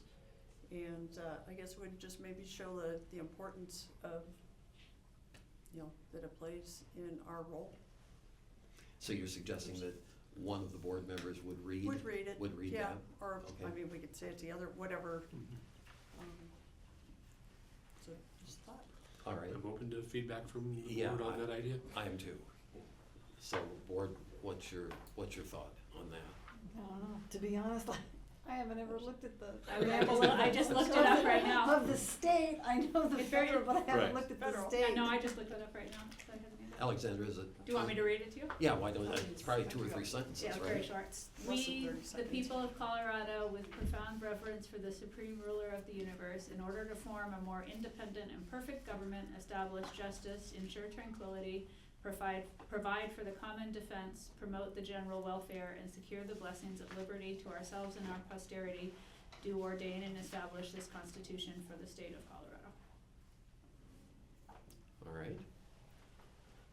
Board, reaction. And again, I think we won't go down the row on this. Do people have thoughts about the suggestion? I think we've spent time trying to make our board, meetings more efficient. I'm not sure that, adding another just, yeah, it's great information, but I don't think we need it on every meeting myself. All right, I would, what month is the, actually, is it August is the August 1st. That's the So first, it's that's the first month of school coming back. And we could read it specifically in the month of August as an agenda item, right, to celebrate that. Yeah, Mhm. yeah. I think it'd be nice if we focused on August, like being a celebration of the 150th of Colorado. I don't know how we would do though, the 250th for the country, cause it's in Well- July, but we could do it in June, but June's a busy month. I'm gonna interrupt for just a second. Let's just talk about her suggestion, and then if we wanna talk about the 250th. Well, I'm just trying to think of how The we preamble would. for the US. I would just say, just because we do have two huge celebrations, Mhm. and in light of this being 250 for the United States, I think sadly Colorado's gonna get a little overlooked. The fact that we do have 150 years, which is Mhm. quite awesome. Other board members' thoughts about this suggestion?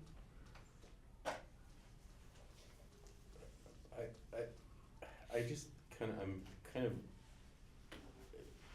agree a little bit with Denise, actually a little bit, I agree with Denise, sorry. More than a little bit. Well,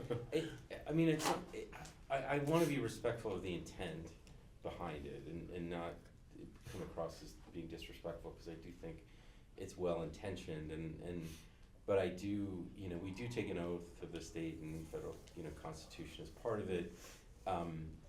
And I do think, the idea that maybe we have built in some opportunity to kind of recognize that, the 150th anniversary of the state and other, I think, I don't wanna diminish that. I just like, I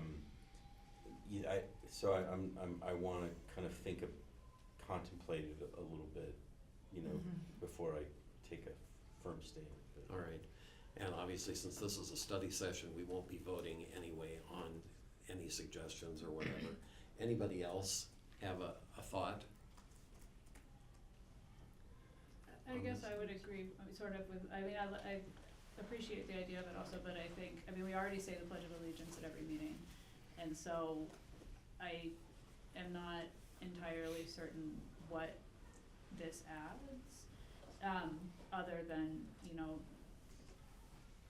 some more words and actually just reading it right now, like it's great, but I don't think it's really applicable to us directly as a school board. Like yes, we are beholden to this constitution, but I don't know what the reading it at every meeting provides tremendous value to that. And I feel like the more we read, the more things we recite, the more they all become meaningless. I'd rather see more intentional, August is celebrating, August is Yeah. the month we celebrate it. Yeah. And I certainly could see us doing some things in August at a regular meeting where we do intentionally kind of Focus on make Colorado? focus on the fact that it is 150 years Colorado, and we do some work there. Maybe, there could be a resolution that the board. There's all sorts of things that we can do Oh, there. resolution, Yeah. Student Mhm. work around, right? I bet there's already gonna be some great stuff, maybe not the first week, but Yeah. great student work. All right, anybody else? So I'm sensing that, although the board appreciates the suggestion, there doesn't seem to be, uniform agreement with actually incorporating that into the, agenda, and that we would, focus on our state in another way, during the month of August. Am I summarizing that correctly? My only question would be, who owns the August celebration? Where does that, and like, where does that, is that like, we get together and say, this is how we're gonna, like, who owns that? I'm not sure I understand what you're. If we owns say it? we wanna celebrate the birthday of Colorado in August, like, who owns making the birthday party, I guess, in August? Oh. Me and I'll Laura Lee, bring- probably. And we could, I'll bring a cake. The meeting is As always Dr. Heller at said, the- we could do this just via a resolution. The That meeting's it would be always at celebrating the- the history of the state. Yeah, and the meeting is always, well, the study session is always, in the boardroom, cause school hasn't started yet, Mhm. and then you could just recognize at the meeting, I Okay. guess, Do a birthday cake for Colorado, maybe? All right. I mean, it's Is square, every- it makes it easy to make a cake. That's true, Right. that's true. right. So is everybody okay then with the way I summarized it, and we'll turn this over to Dr. Heller and to Laura Lee to work on a way to commemorate the 150th anniversary of our state? Is everybody okay with that? Yes. All right, all right. And thank you, Lori, for bringing the matter to our attention. All right. Any other Yes, any changes other, to this any other policy or comments adjustments? on the agenda? I'll just say quickly that I first suggested something like this to Dr. Schaefer when he was here, and wondered if there was a way that we could either move this agenda item as you see up here, or do some combining of a board report with board comments, et cetera. I floated the idea past Dr. Heller, and he thought that there was merit in it. So what you see up here is what we think is a good compromise and a good way of modifying the agenda moving forward. I So, appreciate it, thank you. yeah. All right. So we're going to move then to item 4.5, which is Building Excellent Schools Today, the BEST grant submittal. And Todd, that's you then. Good evening, Mr. President, Board of Education, and Dr. Heller, Todd County Assistant Superintendent of Operations. And these chairs make me feel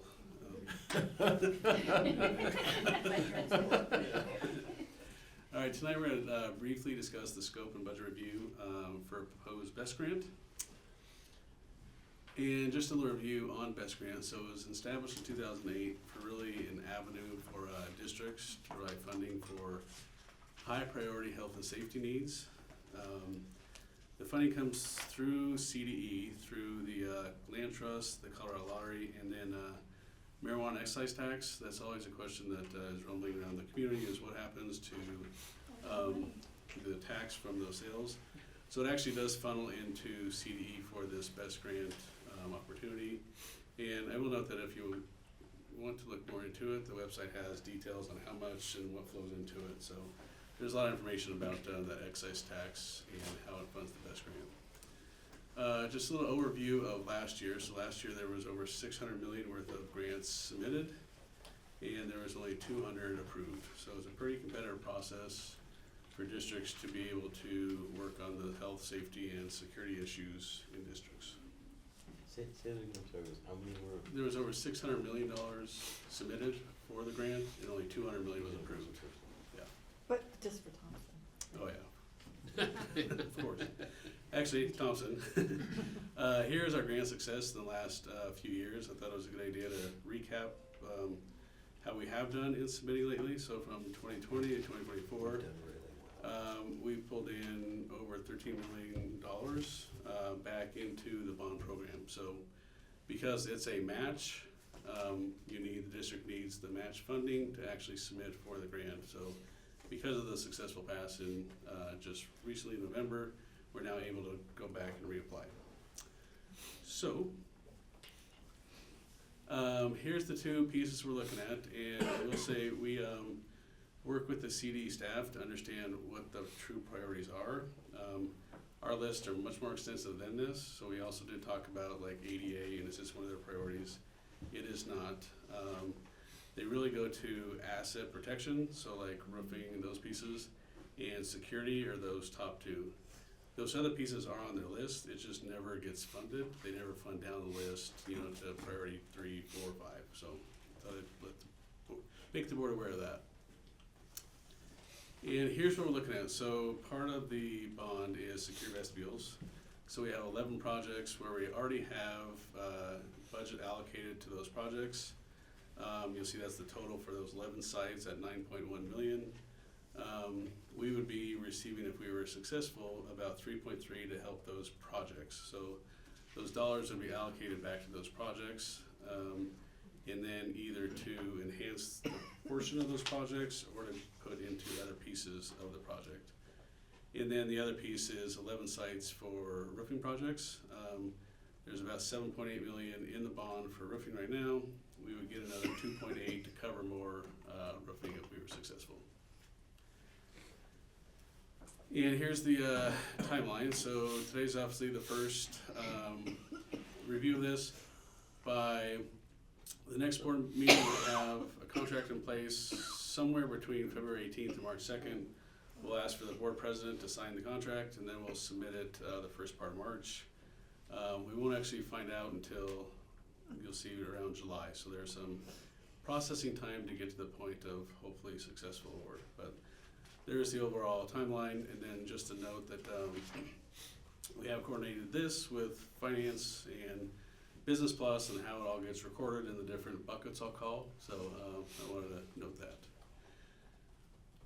So I went through that pretty quick to get us on time, back on time. But are there any questions? The deletion policy helped us a lot. Yeah. All right, questions. Denise, I'll start with you. Just back to the schools, or that slide, that one. Are those like in order of the size of the projects, or are they just random, or? They're not, no, they're just listed as, for example, because Bill Reed's actually is the largest secure vestibule, so no, they're just off the sheet. Okay. That's it. All right, Nancy, questions? The only thing I wanted to clarify is that when we get this money, because I know that we had some accounting issues, like with the bond, like the money kind of got commingled, is just to make sure that the best grants go to the right fund and that they stay separate from the bond, so it makes it a lot cleaner and easier to really see. Is that maybe a question for Bob, or is it a question? I don't know, it's probably Yeah, for both of them. We've coordinated, and really now when each PO gets entered, say we're successful, so there'll be a PO assigned directly to the grant side rather than the building side. So it'll be separated from the actual creation of the PO for this to separate those tracking. And we don't have the ability yet to turn on like project numbers, so that project number 1, 2, 3, 4 got money from this fund and then from this fund. We're not using the project numbers yet, right? I don't, So yeah. with the new budget software, we have one project number that has two funding sources. Bond fund out of that fund, this will be under the state grant fund, so it will be accounted for separately, paying for the same project. Okay, perfect, thank you. Okay. Alexander? No questions. Lori? So in regard to, so does this go back to, it was a House Bill 1335, right? Yeah, I don't have. That's okay. Yeah. So this is actually money from the marijuana tax and lottery, you said a little bit, and then the lands. That's kind of interesting because I remember being told that that was going to, once we approved, once those things are approved, then, I mean, schools were, we're gonna have great roads, we're gonna have the, top-notch buildings, et cetera, not really truly agreeing with the sources, but, we do have the money, and it's being allocated. How much, you said that there's over 600 million that was applied for, so there's only, do we know what the amount is that's going to be total allocated this year? This year's right around the 200, give or take. I will say after this year, there's less that's being allocated to it, so this is really a good chance with, a more substantial pot of money than moving forward. Yeah. So why is it less? Because, I mean, I don't see a lot of, you see increased sales in a lot of areas, lottery tickets, et cetera. Yeah. I was saying I mean, through the you state. probably don't know. Yeah, I State, can just say through the state budgeting process, there's discussion about allocating it different. Yeah. And I will say on the website, they're very good about the transparency where all the dollars go. So they have every spreadsheet of all the projects that were approved, denied, matching percentages, all the pieces. And then how quickly do you have to utilize the money? Because if we're doing it in conjunction with, you know, some of the bond projects, and then the other question piggybacking on that is in regard to, like, say with all the roofing projects, is there going to be a shortage of contractors, or we're gonna have to just go from one project to the other?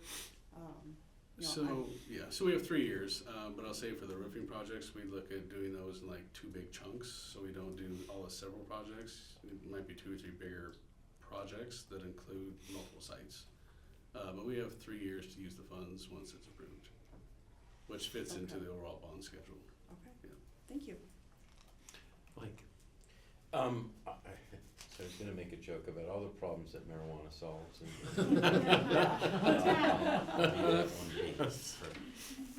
Remember that vote. I just have a quick question, and I really appreciate, you know, the fact that we're pursuing this funding. I think it's a great, to leverage kind of the bond, get more money. But the one thing cause having had to manage it's the pricing part of it that is always like, you know, we apply for a grant based on an estimated cost of work that we're gonna be doing 12 months from now. And I know, like, how are you managing that? Are you including, do you include kind of inflators, I mean, obviously I know you have contingencies and things like that, but I know it's always a problem. I mean, I know it's a challenge, but I just was curious how you're managing that. Yeah, besides our crystal ball that's cloudy for that type of stuff, we do include, so contingencies, inflation, design fees, inspection fees. So it's really a small project within a project. And we work with, they require, when I say they, CD requires on a project a certain amount to be held back for these kind of unforeseens. Yeah. In worst case, we've been successful at a secondary grant because the PPP Academy, for example, went on for so long. By the time we got done, there was it was challenging between COVID to inflation. We went back for additional funds, so there is avenues. I'd say that's not where we want to go. You know, the hope is between the bond budgets we have produced and then the estimates that you see here, you know, we'll have that work covered. In worst case, I'd say, like on roofing, we would just cut it back from saying, you know, 100 squares down to 90 to modify some of the scope. Yeah, and I get that. I'd hate to, I mean, go through that. And this is, I'm just assuming, like most state grants, it's a reimbursement, so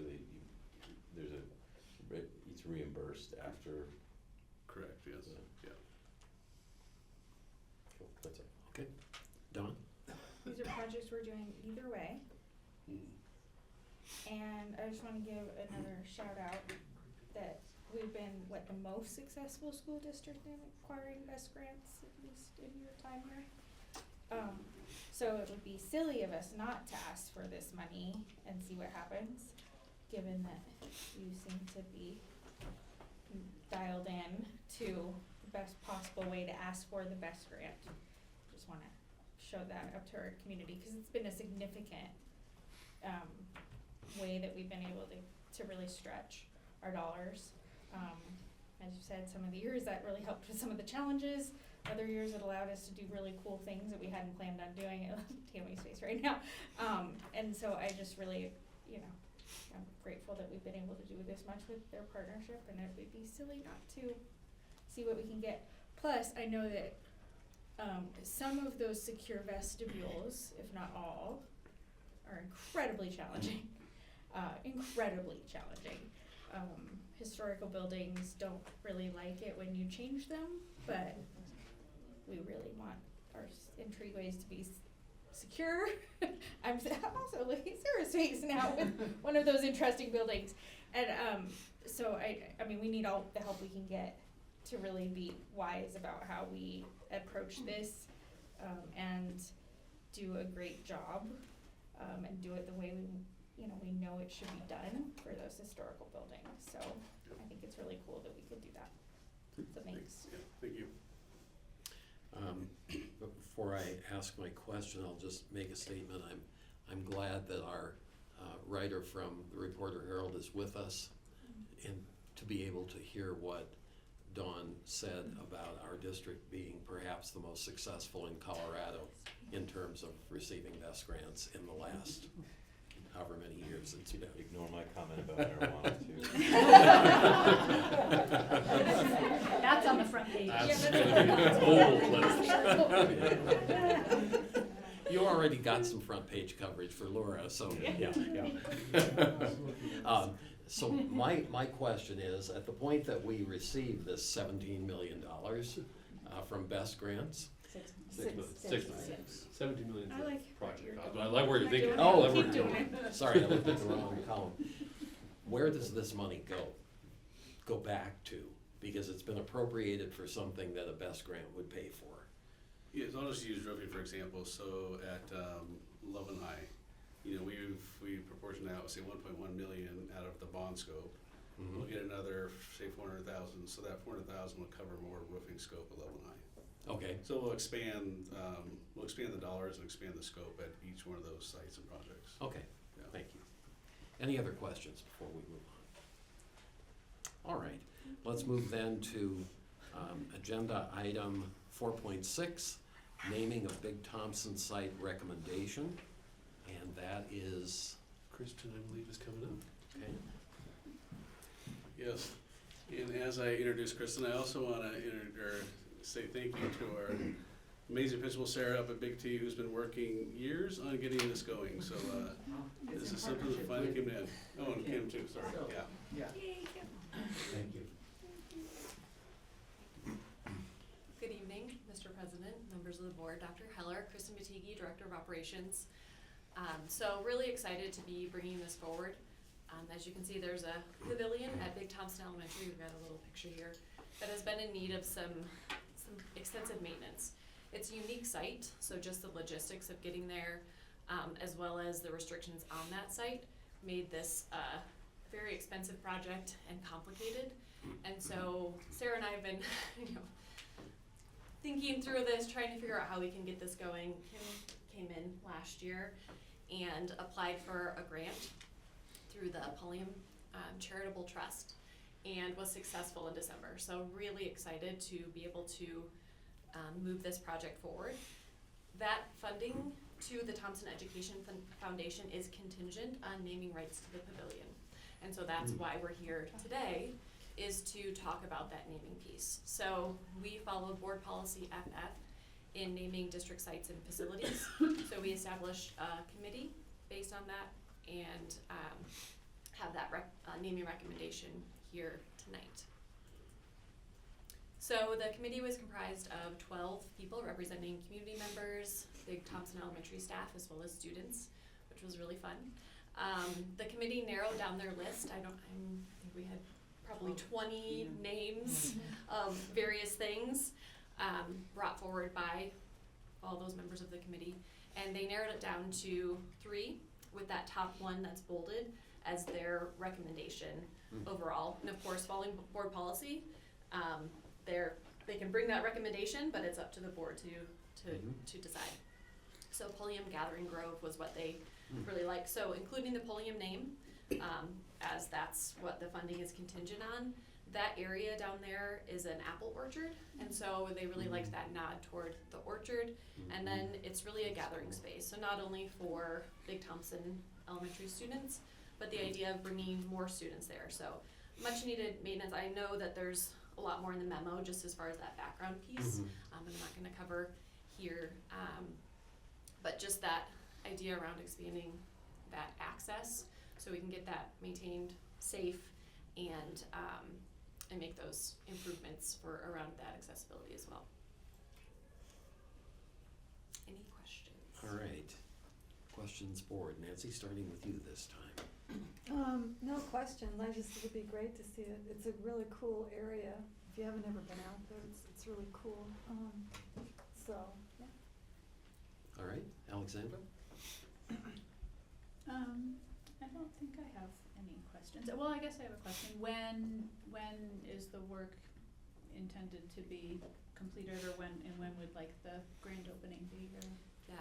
So we're hoping to do that this summer. So there's a piece of the naming aspect so that we can secure the funding. But we already have some quotes. Once we get that, like, yes, we're gonna be likely moving forward, we're getting those official quotes of, okay, this is the process, this is the timing, because of course, every year we've looked at it, the price has gone up as that happens. So we're already looking at that, and we'll be asking for quotes probably next week. Okay, anything else? No. Okay. Lori? So you said the primary use is obviously for the Big T students, but then bringing other students, is that also open, that area, I'm not familiar with it, like for families or public use, to be able to utilize that as well? Sarah can probably speak to that Well, better than me. technically, you can't close it off. So yes, there have been, things that have happened over there. People unfortunately ride bikes through there sometimes, but horses and that kind of stuff, I mean, there's a pavilion, so we can't close it off, so we want that kind of thing to happen if, as our playground is a community playground as well. And I wasn't even looking at it as far as closing off, but it's like in regard to the name, is it like just for learning, is it just, like saying, because it is It's a open gathering more, place, it right? is Yeah. more of a gathering Yeah. place, Yeah. not only just for, the Big T students, but other students, and then also, maybe a family picnic or something of that nature as well. Is there a length with the naming rights? I'm just looking into the future, say, it's done now, and then, say, 30 years down the road, it needs another major overhaul, would then, probably go back to Napoleon Foundation at that point, maybe right of first refusal type of things for them to continue investing in it. If it needs updates, like I said, I'm thinking way down the road, but, or is this in perpetuity as far as the naming goes? So, and I'll pass it to Kim on that. So, we did not build in an end date for this. If you look around the community, you see the Pulliam name on many Yes. buildings and other programs within our community. The charitable trust is a in perpetuity situation, and they have been very generous to us over the years. And so in a situation where there had to be some secondary maintenance in however many years or decades down the road, they would be the first place we would approach. And have they made any input? I know it was, just their name, but did they have, I do like the gathering now, knowing what the purpose is more, for that area, for that pavilion. And if they like the name, that was, I know Kim was gonna run that by them as well to make sure that matched. So the agreement that I made with the family, that we would use the word Pulliam, but that the community committee or the school committee would make the choice and then bring it to the board. And so they are not aware of the different choices at this time. This was really the first step for it to come to the study session. Thank you. Okay, Mike. You answered I just was gonna ask if the Pulliam was the same Pulliam of the Pulliam It is. Community Yeah, Building thing, so. Pulliam building. Yeah, so that was my question. But no, this is great, and I look forward to kind of seeing the finished product. Done. I love it. Thank you. Go Big T. Yeah, ditto. So I think that takes care of comments and questions from the board.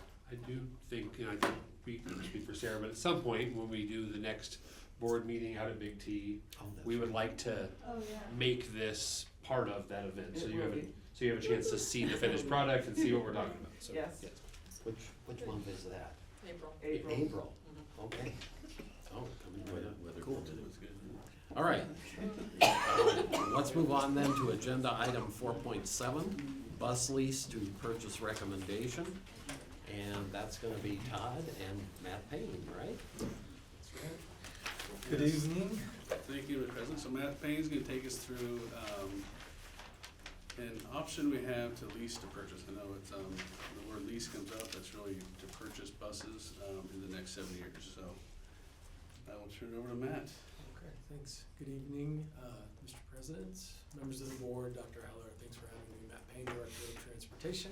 Like Todd said, I'm here to give you an update on our transportation fleet, specifically around our school buses, and then look at some information to recommend about some lease to purchase. Some quick background that's not on the slide there.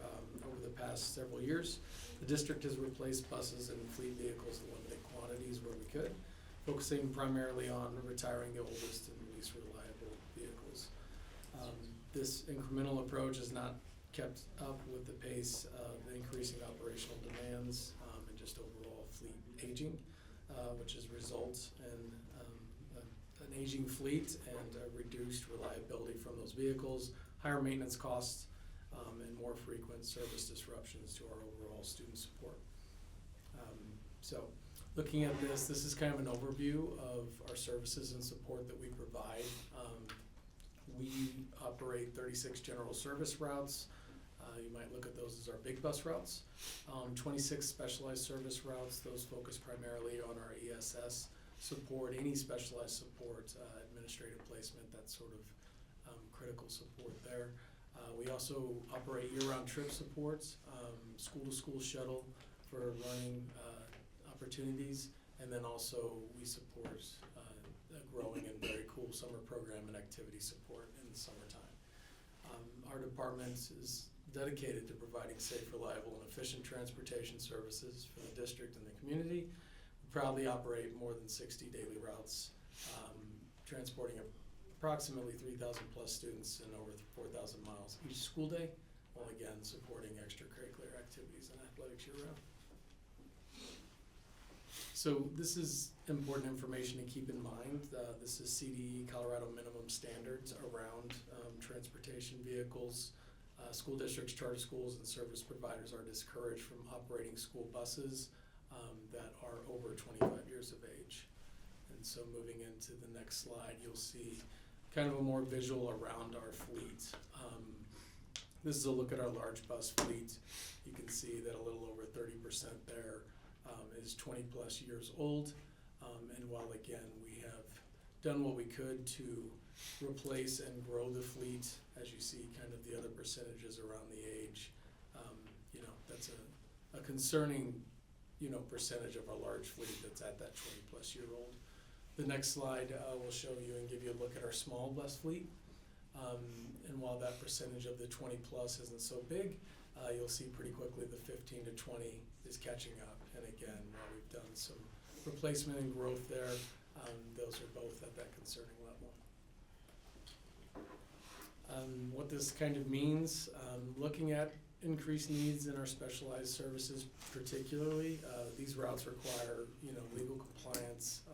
We focus around high reliability and consistency at all times, of course, but specifically with those students, we need to really see that high reliability and the availability as our specialized vehicles that have lifts or other specialized equipment face like just what you would expect, any kind of breakdown unexpected or services and inspections, that availability becomes strained.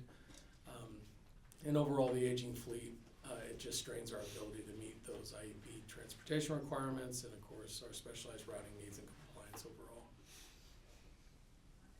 So looking at leasing to purchase information, some things that we want to point out, the urgent items to note that we have kind of seen continually through the slides, that growing percentage of the fleet that's exceeding that 20 plus years of age.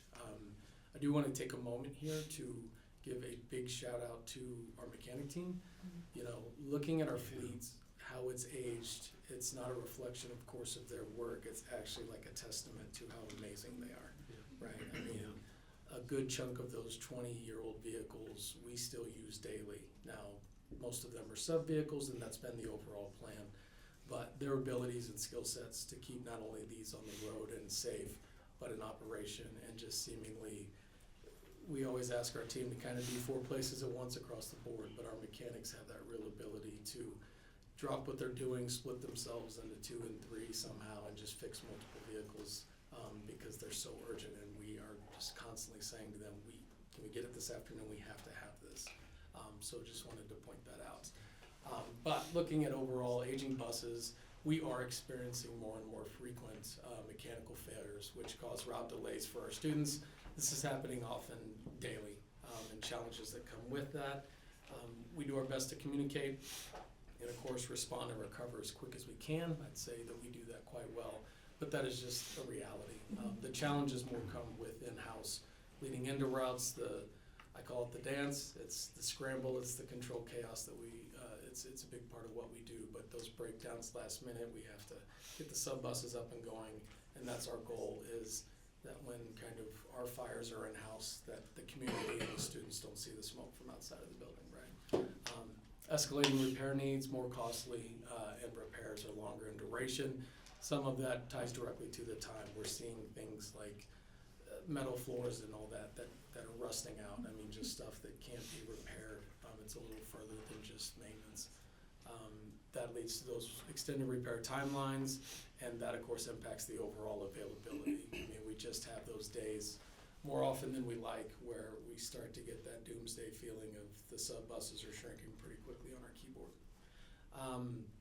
We're also looking at, we appreciate our outside service partners that we work with, but we are seeing an increase in having to place student support into those companies and ask for their help there.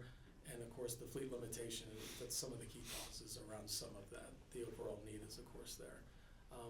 Do want to point out urgent support is needed for the 26-27 school year. Without it, more significant operational disruptions are highly likely.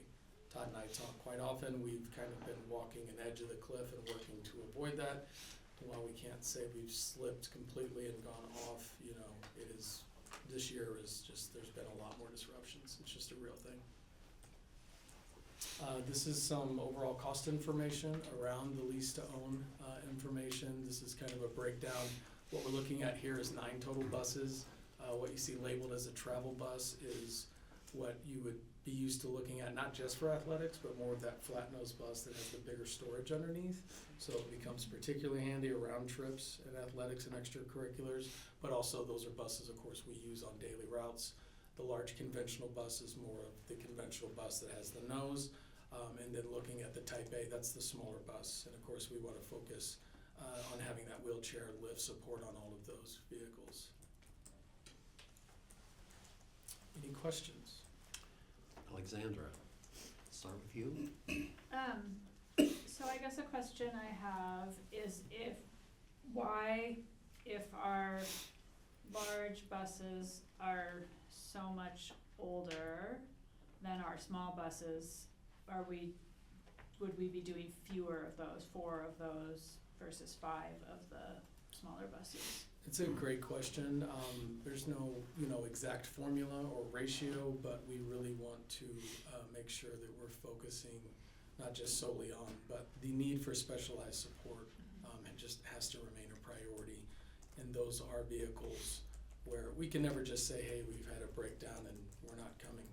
But those students specifically, we just need that growth and that ability to have extra lifts and other specialized equipment there, and we have seen an overall need grow there as well. So we want to make sure that those are also involved. And so do some of our older buses, do they not have wheelchair lifts or things like that? There's just an overall more limited amount to those vehicles within our fleet. We kind of have 3 styles, so to speak. We have the smallers, and then we have more of the large to medium large that have those lifts. A lot of what we see also is the larger ones with lifts. Specialized transportation almost always requires curb to curb. And so being able to navigate further into neighborhoods and cul-de-sacs and that sort of thing can get a little complicated. We've got good drivers that can really cut the angles.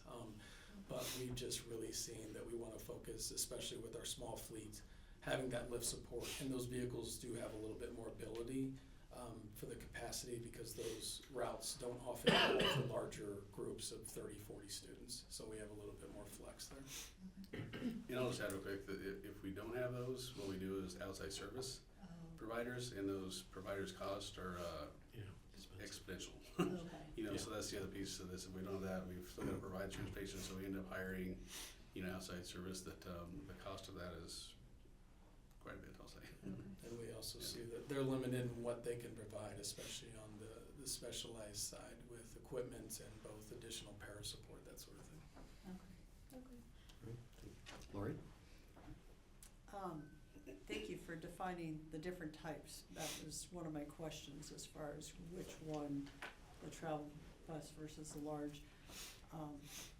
On the fleet and information data, what would have been helpful, at least to me, is like, say, next to the 20-year-old, like having that number and the percentage there, as well as the pie chart, because the pie chart puts it into that visual, but just having the numbers instead of jumping back and forth. And I always appreciate bigger print, but that's, Yes, absolutely. as does a lot of the chuckles. I was just wondering, do we have a breakdown, like say maybe the last, I don't know, like maybe the last 10 years of how many buses were retired as far as, and the new ones that have come on, do we have, and how many we have in service, and then maybe the number of students? I know that's a lot of information, probably more than we really truly need, but, Yeah, that's certainly something we can provide to the board to take a look at. I mean, it's in looking at our fleet, what we have active, even some of our older buses, versus what has actually been saying, hey, for whatever reason, this bus has been fully retired, it's off, it's not on the insurance level, and it's been kind of just fully retired there. And then looking at our October counts around student ridership and that, so that's something we can put together for you. appreciate it, thank you. Mike? Just a quick question. Thank you for this, and I would echo larger print.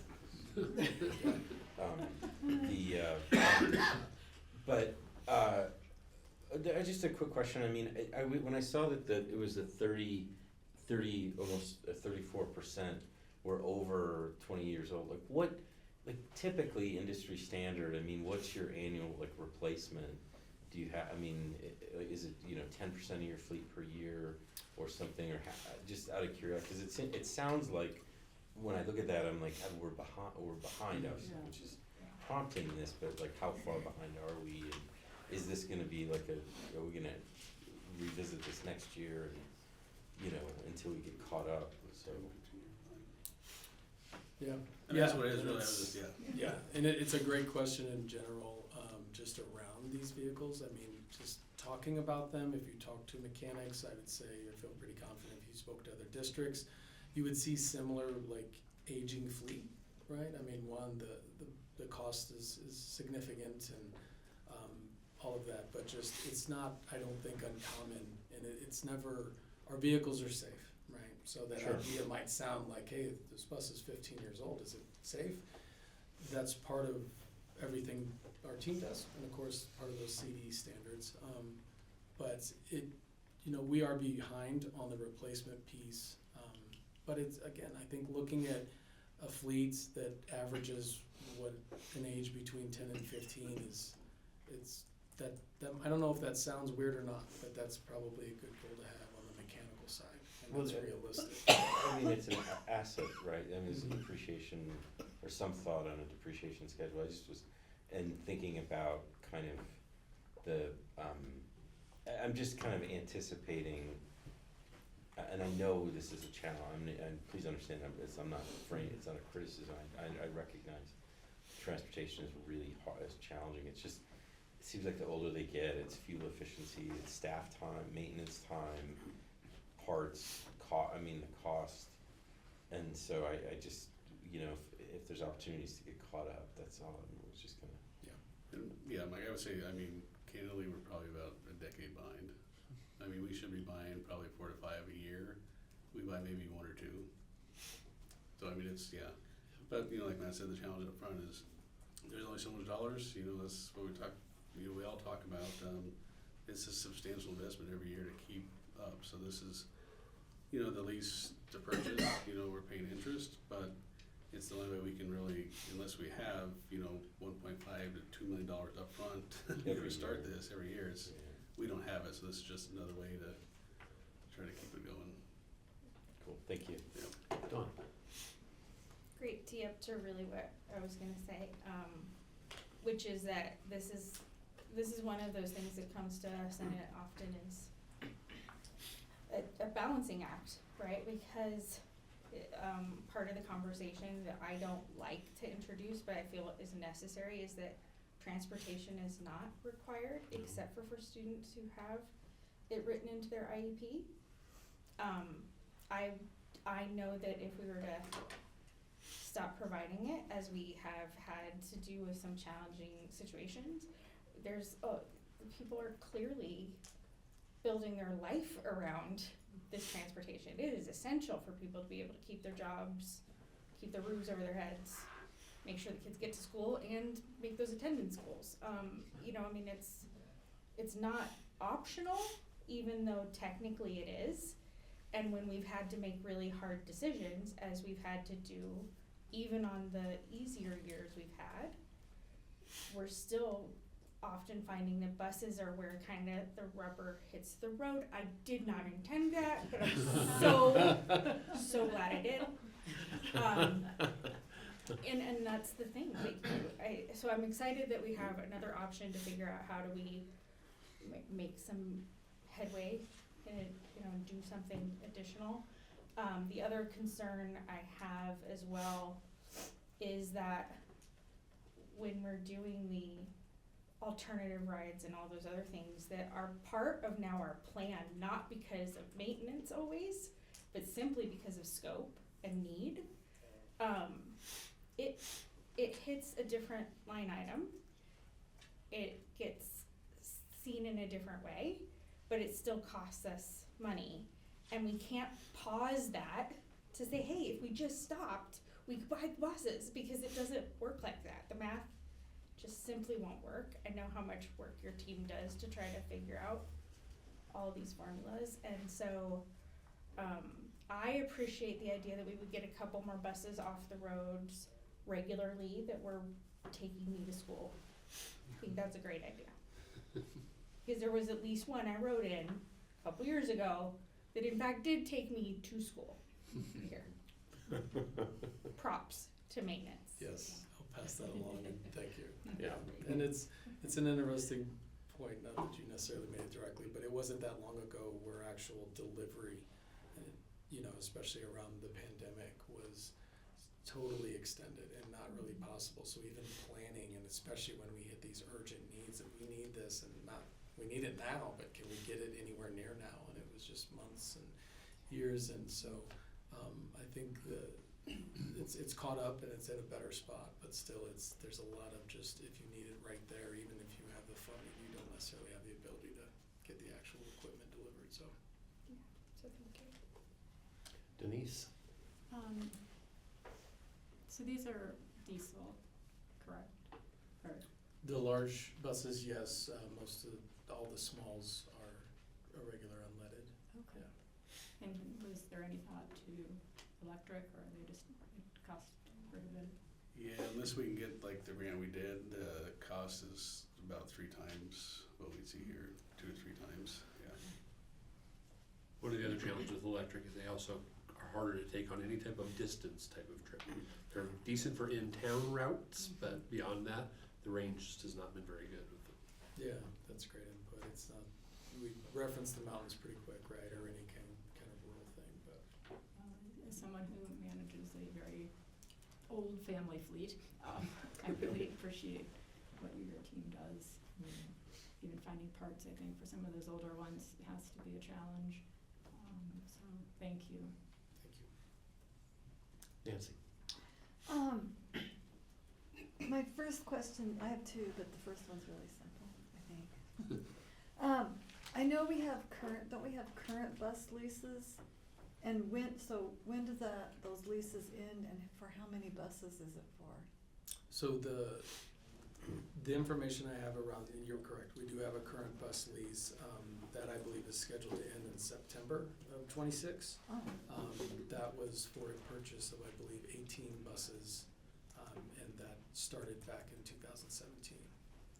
Essentially, we're replacing that expiring lease with this new lease, and you brought up a point that I was going to ask, which is buses have gotten significantly more expensive. That amount, right? We bought how many buses, and now we're only able to buy 9 buses. So the significant amount of money we're spending per bus is significantly more, just because the cost has gone exponentially high over the last 5-10 years. And the other isn't really a question so much as and it's probably also, for Bob, which is, with this new software and moving away from all of these offline spreadsheets, because I've seen many other districts where they don't just do this, the next year's budget, they do the 3-year look out. I think this is where, if when we start doing that, this will help us have more visibility that, oh, this is the budget we're approving this year. And we need to remember that for next year, we're going to need to look at buying buses. Because I appreciate what you're saying, that this is like, you need us to approve this, because if you don't get this going, that's going to impact next school year. And so now we already know, oh, this is gonna be a line item in the budget that we're gonna have to approve pretty soon. But by getting that forward-looking 3-year, 5-year forecast, stuff like this, having that capital asset purchase would really help everybody have that long-term. I think we just help, looking out to see where is that financial, well, hopefully there's not a financial, but, we need to be prepared. But, so I appreciate all the data, and I get the urgency that you really need us to get this approved. And Todd will work his Midas magic touch and find the money somewhere. Anything else? No. All right. I'll wrap up by saying kudos to you for your leadership, to your whole team, mechanics and the rest of the team. I know you've had a rough last 3 or 4 years, if not longer than that, particularly post-COVID, when finding drivers was so hard and we had to do special routes and do whatever we did in order to transport kids to school. So I know that everybody in your department has worked very hard. And unlike Dawn, what I'm going to say, I did plan deliberately to say thank you for keeping the wheels on the bus going round and round. Thank you. Thanks, man, for being with us. Thank you all. I had a chance, it was a couple weeks ago, to go hang out at the bus garage with everybody. Got to talk to all the drivers all at once, and then got to wander around and see the facilities. And one thing just struck me was one of the mechanics, as I was talking to him, said, "I'm sorry for how messy our shop is," and it was the cleanest shop I've ever been in my entire life. So their own level of expectation for how they do their work is so high. So just tons of kudos to that team. Yeah, please extend our appreciation to your whole team. Yeah, I will. And I do believe our Thompson Leadership Academy is going to be spending some time there next week. Yeah, it's next week. All right, thank you. How about if we do the action consent, because that should be really quick, and then I was going to ask the board if they'd like to do a break. Is that okay with We you? have the Okay. CBOC one as well. We have CBOC, and that might not be as quick. Do you want to take a quick break before we do CBOC? Well, I guess that's right. Looking at the time allocation here, I had skipped down to this. Oh. Okay. Board, would you like a couple minute or maybe a little longer break? Yes, please. Yes, let's go ahead and do that. So we'll move then to agenda item 4.8, Citizen Bond Oversight Committee selection, and that will be Todd and Tammy. So Thank you, Mr. President. So, just a little recap. We spent some time on the 21st reviewing how we wanted to do this. So the goal from last time was to come up with a process that we could select really 8 members by application, which I have some results of that. And then from those 8 members that we picked from the application, everyone left will go in our little hat, and then we'll pick 8 members at random tonight. So what's in front of us is, you'll see the 2 areas. Very scientific. The 2 areas that the board reviewed was the financial representatives. So you can see out of that, there was consensus on applicant number 1, 2, 4, and 5. So if the board was okay, we'd like to proceed with 1, 2, 4, and 5, and we have the names there, so we'll pull them out. Somebody didn't vote. Only 6 of the 7 submitted. So does that count? No, we still got a quorum. Okay.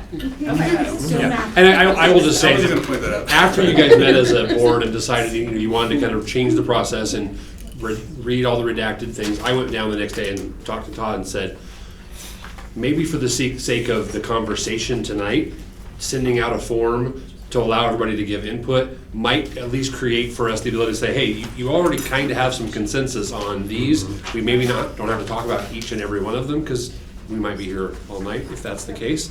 So that was why we sent this out, was to see if there's already a level of consensus across the board on certain pieces that we can help move the conversation forward. Yep. So if I'm understanding correctly, this is just, we're saying that if there's a quorum, there's no discussion? Is that what I'm hearing? We can have discussion. I was just pointing out that out of the 6 that voted, applicant number 1, 2, 4, and 5 received the most votes. So did someone not vote? Yes, one out of the, one board member did not vote. That's what they said. Okay. So staff's recommendation would be to proceed with 1, 2, 4, and 5, but if we need discussion around that. Keep in mind that once we have this conversation tonight, then at the Still next vote. meeting, the board has to We'll vote and actually actually vote. Yes. approve the final list at the next meeting. Yeah, this is So just we'll issue the providing names. us with information. Yes. Yes, so we'll publicize the names and put them on the actual memo for approval. Okay. Okay, board? Yeah? Okay. If you go down to the next section, the parent representatives, so you can see, applicant number 17, 18, 20, and 25, received the most votes.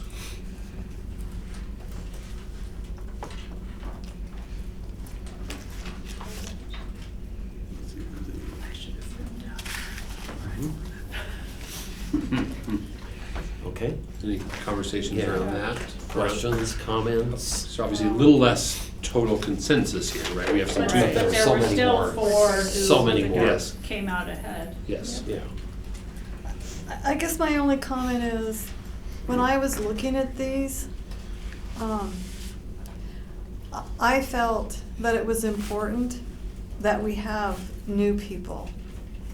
So, because I've seen the benefit, not just in my career experience, but even just since I've been on the board, how we've benefited from having new, fresh perspective from Bob Ebersol, Dr. Heller. So anyone who listed that they had previously served on a bond committee, I said no, because I was looking for new people. I don't have these all out here, so I don't know who all is who, but I'd have to pull it out and look at it.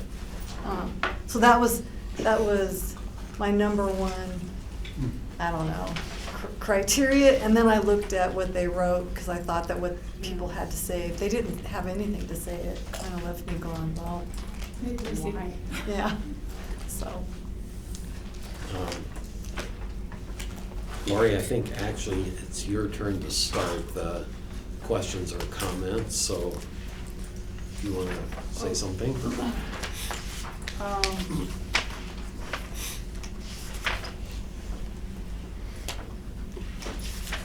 guess I would tend to agree to offer people a chance to serve who have not,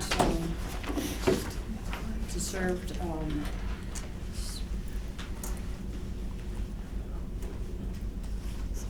like I said, I just jotted down a few notes on each one, in regard to what, I don't know how everybody did their analysis, because, sometimes you had a lot to go on, other ones not so much. Like I said, I think I would kind of, lean towards what Nancy said in regard to, giving somebody else to, an opportunity to serve and get involved, because a lot of times, isn't that, we're looking for more people to get involved, to bring more of the community in, so. Okay, Mike?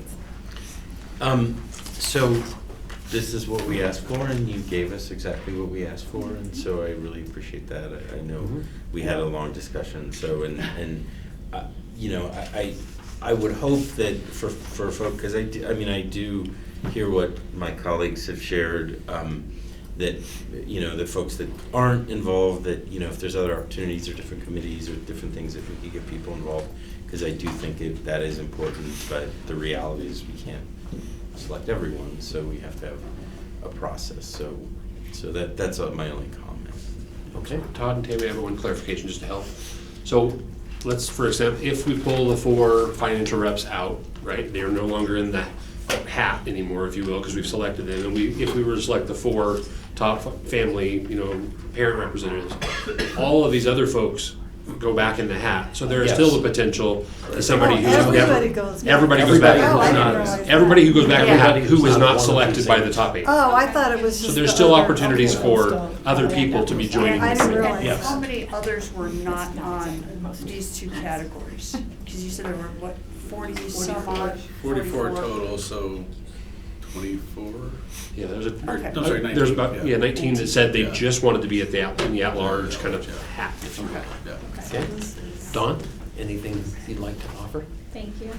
You did way more work than I wanted you to, so I'm totally down with this list. Thank you for helping other people narrow it down. Okay, Denise? I'm comfortable with the mix of old and new. I think there's something to be, learn from the people who have done it before, and so you don't avoid the same things Okay. while getting new ideas. And I'll conclude then by saying I'm sorry. I don't think Nancy or I got, well, Nancy Oh, sort of Nancy started, did. so I didn't I get- jumped out of town, Okay, so I'm I didn't sorry. get to go. One of my questions was if the ones who didn't get chosen got back in the hat, so I'm happy Yeah. that they did. And then in regards to Nancy's point, I did choose one who had been on it previously, partly to Denise's point, is I do think while I definitely think new perspectives are important, I also think that there's some value in having somebody who knows what's going on and knows how to, how the meetings work and stuff like that, rather than everybody coming in having no idea. So I feel comfortable with the 4 community, whatever, the the parent ones, the 4 parent ones, and the 4 financial ones. We all looked at these applications through our own lens, brought what we felt was important, so. Well, and I thought it was interesting, like, when we did this, I was like, are we gonna have like any consensus whatsoever? And the fact that we actually do Really in do. both things, I thought was Yeah. impressive. Or another, Yeah. something else? I'm sorry, I have one other question, because we had 2 of them, I believe number 19 and number 23 marked parent only, even though it was parent and community was indicated at the top. Since they indicated parent only, are we still throwing them back in the bucket? Yes. Okay. Yes. I'm just clarifying now, thank you. All right. Are we ready to then have the board draw names? Yeah, so I'll of, just clarify, so we pulled out. Something else? Yes, we pulled out applicant 1, 2, 4, and 5. 17, 18, 20, and 25. And then the rest are going back in the hat. 18. Board members. 20 and 25. 18, 20, and 25, I feel like. Oh, we're playing 25. bingo. I do have one more question. How, because I know one of our issues or one of our concerns was having good geographic representation. How are we with those 8? Do we know like where those fall? Or do we need a, Good luck. how? Good question, thanks for bringing that.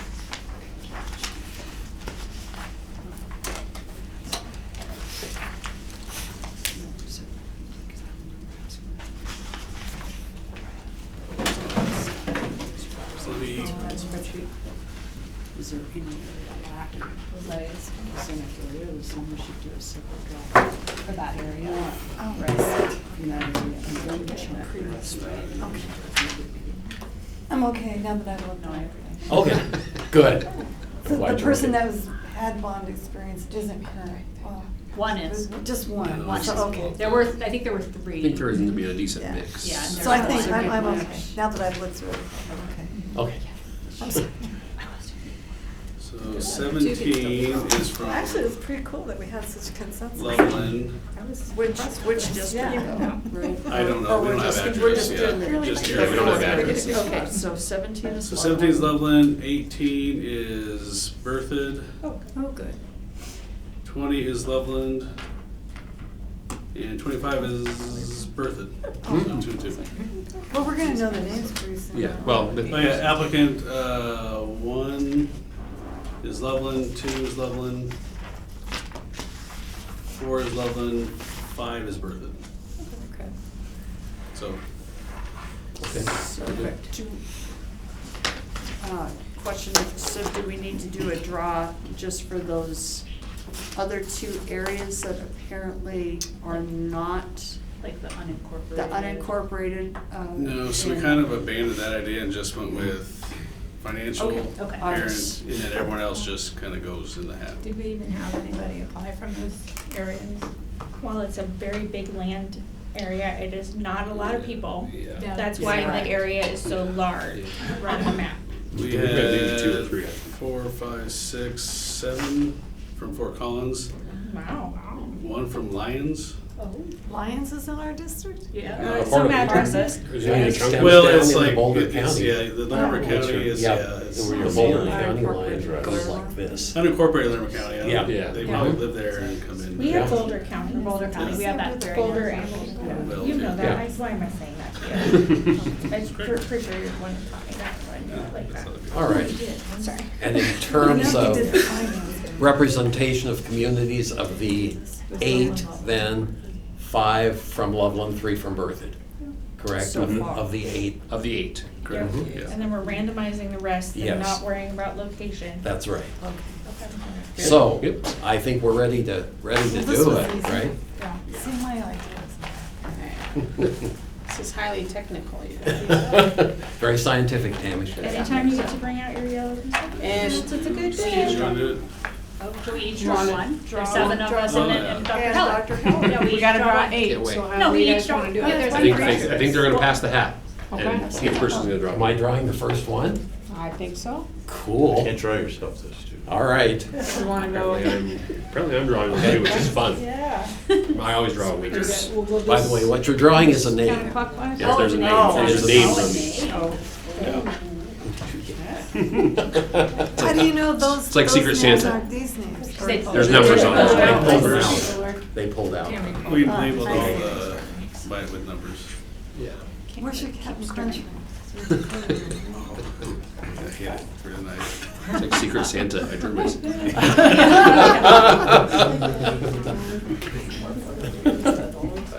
So I guess I'm responsible for giving this person a Christmas present? Is that what it is? That's right, that's right. Okay, cool.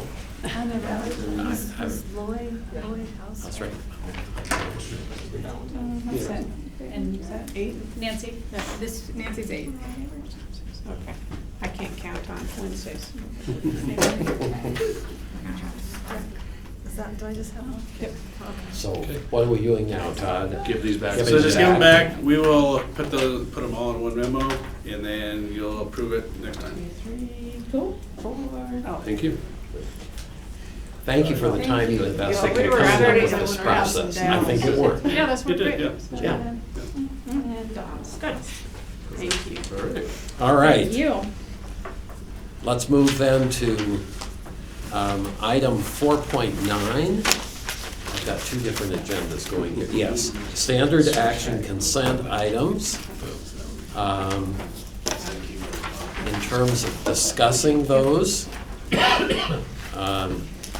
Nancy, I think you're, no, wait a minute, just see, who did I mark last time as the first one? Lori went last time. So it's Mike. Thank you. Any questions about action consent, Mike, or? No, neither. All right, Dawn? Same. Denise? Good. Nancy? Oh. No? Alexandra? I'm good. Lori?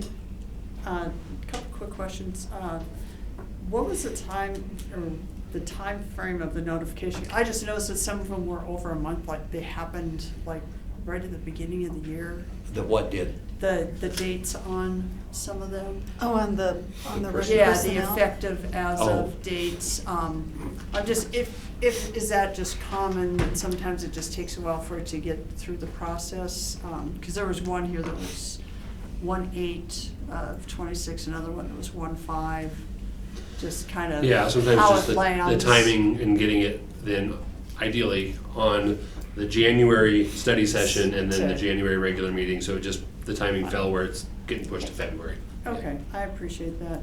And then, in regard to like exit interviews for the staff that are leaving, I take it that that's something that, you know, the ones that, I mean, even if they're retiring, to get feedback from them. I don't know, Tiffany, do you have anything you wanna add to that? Yes, do you want me to come up there? You can, Okay. you're fine. In terms of, yes, we do exit interviews, everybody has the opportunity to do one, whether it's their choice, whether or not they do it in a week. Yeah. Appreciate it, thank you. All right. Regarding action consent, we do have a couple of donations, I believe. So I'd like, if someone would volunteer to read the donations at our business meeting. I've never read, no, I read one once, but I'll read Well, one you can again. read one again. Okay, let me make a note of that. That's Nancy. All right.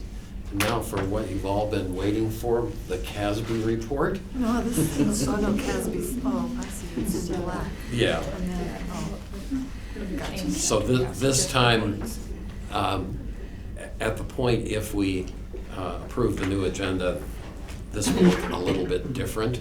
But for right now, the CASB update is identified on the agenda. I have a very brief report. You all received something from Laura Lee, and I think the only thing that I'll call particular attention to are the two items that I put in red. The budget shortfall has stayed at $1 billion. And then there's, I think from our perspective, certainly good news. As of yesterday anyway, no one had introduced a bill to modify the use of the specific ownership tax. I forwarded you some information from CASB about this, and that bill, if it were to be introduced and to pass, would represent a change in shifting budget risk and volatility to school districts and reduce the state share of education funding. I had my Legislative Relations Committee meeting last week, and the gentleman who chairs that committee said that he had talked to a number of legislators, and when the topic came up, he, I think, directly asked them, what's your position on changing the allocation of the specific ownership tax? He got either a stare or, so his impression is that a bill will probably not be introduced. And I will certainly keep you apprised of that. And if one is introduced, I will certainly let you know as soon as I know, and then ask you to contact our legislators to register your opinion of that proposed bill. And I will just add that we do, as of right now, believe that this idea is dead. But things have come back to life over the course of a session. So when the session is done and they haven't done it, then I'll celebrate. Yeah. But it does seem to be that there's not much support at the legislative level for this particular strategy. It doesn't mean they won't find another strategy, but this particular one, it seems to have died. Yeah. And so the rest of the information from that first meeting is on what Laura Lee sent out. A couple of the bills are interesting in terms of where they might go, but at this point they've just been introduced. A couple of them have passed out of committee, but you can read what I know at this point anyway from what was sent out, and I will keep you up to date. And that's the end of the CASB report, unless somebody has a question. All right. Mike, the Laura update, a summary of that. Yeah, I did a summary of the meeting that I did right after the meeting we had. It's like the next day, Next right? day, yeah, and so, and it was really, it kind of, I was thrown in kind of in the midst of wasn't even the middle, kind of past the middle of this discussion on the observation report. But they did, the staff was really good about making sure I had the information and on short notice and swearing me in, so I did my best to kind of go be prepared. Alan Poe, who represents the Metro District, was there to kind of respond to the Ernst & Young observation report. He went through it, and then, you know, they allowed for, it's like 3 hours of questions. And I kind of tried to summarize kind of what those main issues were. So if there's any questions about that, there's really nothing immediate for the school board, and there's no decision points that are imminent.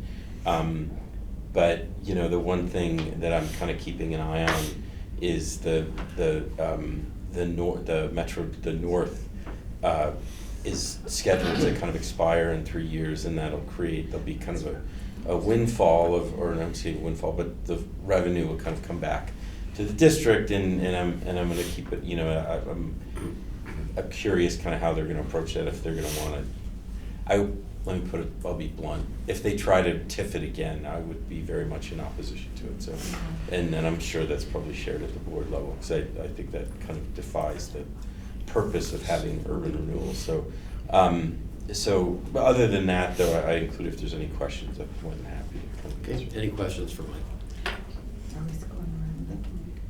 We can go around if there are any questions, and let's see. I don't want to interrupt the order again. No, let's see what the order is. Actually, I think it's, Dawn. yeah, that's who it starts with. Thank you, Nancy. She said no, no questions. None for me. Did she say no? Yeah. Thanks, Mike. No. The only question I had is, I was trying to read this, so they're not, the LUR is not voting as of yet on whether or not to make McWhinney, or now it's Roeberry, reimburse for the audit and or to order a more full audit. That's not up yet? So not at this time. So the next meeting, I think, is in another week or so. They're gonna allow for the Ernst & Young to come back and then respond to Alan Pogue's comments and go through the report in more, in detail. And then at that point, the board they can decide, can we determine that there's a material breach in term, you know, which would, you know, possibly lead to termination, which I don't anticipate going down that road. The challenge with doing a full audit, forensic, because I tried to explain, you know, it was not an audit in the typical sense, as I'm sure you understand. But going back 22 years, I think the number that was thrown out was like $1 million to pay to go back and to go through 90,000 transactions and $1 billion. So there's no, they're proposing to go all the way back and not like just I don't know, like. So, yeah, that could come up. I mean, but I think part of the issue is really who's gonna pay for it. And the Metro District is saying, no, we're not, we don't think, we haven't, you know, there's nothing that's in here that's not, you know, that we feel like rises to a level that would compel that. So if you force us to pay, we're gonna fight it. And so the question is, like, if they're gonna go back, and is the city gonna front that money, or who's gonna pay for it? And so that's really the crux of it. And I don't sense that there's one way or the other, like the board. I don't get a sense either way of whether or not they want to force that issue or not. Like, you know, because again, I've only been to one meeting, so Okay. Is that Alexander, question?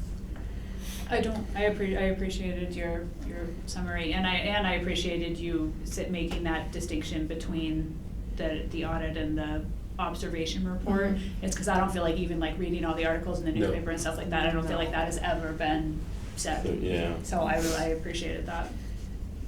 Lori? Just kind of maybe some Sure. information that's helpful for you. When I was on planning commission, they actually had that 11th amendment come up, and they actually wanted to restart the 25-year clock, but it was pulled. It never came after we went through the whole thing of preparing for that 600 and some odd whatever pages it was, but they pulled it. So, but it is something to kind of keep on the radar. Yeah. And then maybe you can clarify this, but my understanding is if there is a full forensic audit deemed necessary, that it's the homeowners that are gonna bear the burden of that, or is that up in the air? No, well, cause it's that would be up in the air because it's the Metro District, which obviously collects the mill levy, and the revenue that they collect from the Metro District and from the tax increment services the debt that was used to pay, and among others. And so the question is like who, you know, I think what they've said is, and I don't totally buy it, but they're saying, well, if you impose this burden on us, then we're gonna have to go back to the taxpayers and raise the mill levy or to generate the revenue to pay for it. Which, so that's in a nutshell, I think, or at least my understanding. Yes. Thank you. Yeah, go ahead, one quick question, then we need to move on. I just wanted to, quickly just ask Bob, because I know you follow this.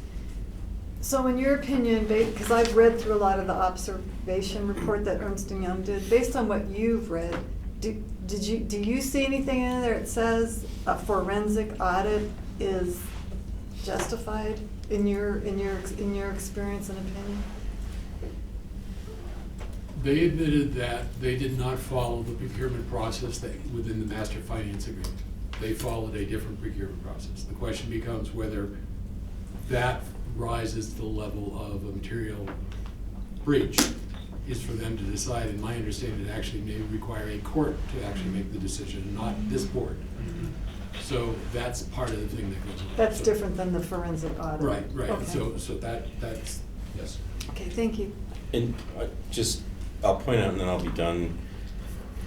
We were provided a memorandum with a legal opinion that I'm not allowed to share because it was provided in executive session, or at least I was advised, that addresses that. And so I'm sorry, I wish it would probably provide a little more clarity, but I'm not allowed under force of law to share that.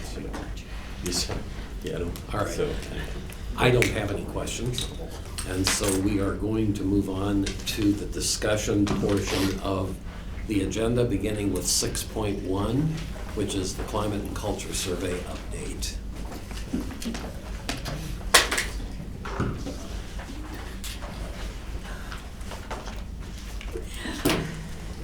Good evening again, Mr. President, members of the board, Dr. Heller, Sarah Rasmussen, Assistant Superintendent of Learning Services.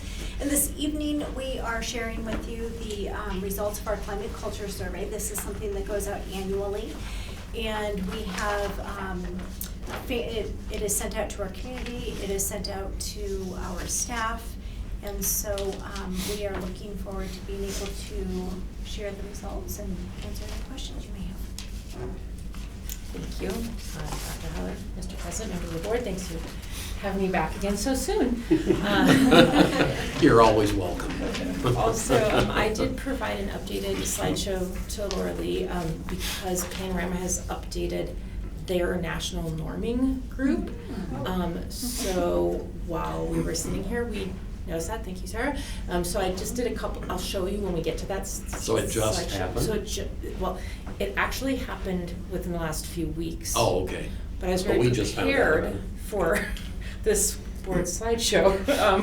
And so it changed since I had color coded Okay. it. Yes, so apologies for that, but I'll show you that when we get there. So thank you, Laura Lee, thank you, Sarah. This is, I believe, the 6th year that we have administered our survey set. It is a really important tool that we use to check in with our school community.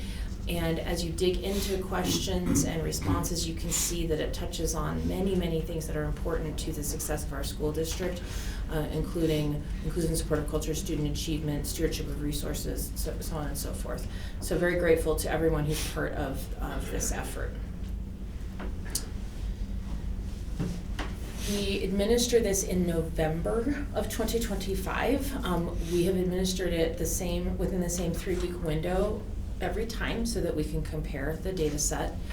We also, some years have administered what we call our spring mini survey, where we pull out a couple of indicators we're watching. That is not included in here because that's really more for internal and supporting our schools and kind of tracking that, what's happening during the school year. But I particularly want to mention the November piece because we do this in November, then we have to do QC on the data, then we all go to winter break, then I start combing through it and looking for patterns and trends and putting together this executive summary. And so because of that, it's a little interesting to align with when we set year-long goals and our district performance framework and whatnot. So I just wanted to give you that explanation of this happens in November and why are we here at the beginning of February. There's those other steps that happen in between. And so I'm going to be talking about some goals that we've set last year, but we're able to measure this November because of that. We do administer this survey electronically, and so we used to, as some of you may recall, offer some paper copies, but over the years it dwindled, but any families access to that, and it's very, very expensive, and so we've been doing it only electronically. So all of the results you see were submitted through the electronic survey. This is a reminder of the various survey sets that we administer. So our student surveys are in two groups, the social emotional learning competencies and supports and environments. So within the competencies, you see items like, or topics like growth mindset or perseverance. Within supports and environments, you see topics like sense of belonging, teacher-student relationships. Within each topic is a set of around 4 to 6 questions when we look at it. The students see it as a continuous, a slightly more continuous survey. They don't see it broken out in the same way we do. If you want to know more about the exact questions we ask students, I have a link in here which is the PDFs of all of the survey results. And that allows you to see the topics, the questions, the breakdown of the favorability rates by question at a much more detailed level than I'm going to be going over tonight. So that's available for you to take a look at. The teacher surveys, we ask the teachers, there's a section that is grouped under teacher self-reflection, and the way I usually think of that is self-efficacy. Do our teachers feel confident in teaching what we ask them to teach? And then we also ask them, because they are expected to teach state standards and social emotional competencies are in the state standards, so we ask them if they're receiving adequate and effective professional development to be able to do so. So those are the teacher surveys. The staff surveys that go to all employee groups cover staff leadership relationships, and that's on the next slide. School safety and school climate. And again, if you want to see a breakdown of what questions are asked within each topic, that's in that link there for you. Our family and community surveys are set up just a little bit different. We do definitely ask some questions related to school climate, but we also ask them about their priorities for the school district and how they think we're doing on those priorities. So they do two different things. They kind of rank what would they say is a priority for us to be working on, and then that same list, how do they think we're doing? So it's a slightly different survey. However, I do want to mention that across all of these surveys that you saw, we do have a consistent question where we directly ask whoever's taking the survey how they feel about safety at our schools, and that way we can compare that across all survey groups. Response rates are always of interest. With our student and teacher and staff response rates, the Panorama team I work with is always impressed with our response rate numbers. We have traditionally not been able to get much higher family response rates than you see there. We've done pretty immense efforts to do PR and communication at parent-teacher conferences, changing the window so it aligns with those conference opportunities, and that's where it's been. We will continue to try. But it's a hard number to budge for some reason. The community one, we've always just gotten a few, and that's really more available for our community partners that work closely with us, and we want to make sure we don't miss how they're feeling about things, but it's not a really robust data set. I did want to point out for those of you who've maybe looked closely at this particular graph or have been following this, there's two numbers that might jump out to you. Fall 2024, the teacher response rate was 64%. I just want to remind folks that that number is actually incorrect. If you recall, there was a glitch in, so some of the staff used a different link. And what that meant was their rates, their answers did show up in the favorability rates, but it did not show up in the response rate because it wasn't associated with their employee ID. So the teacher response rate was actually much higher than that, but we couldn't collect it that way.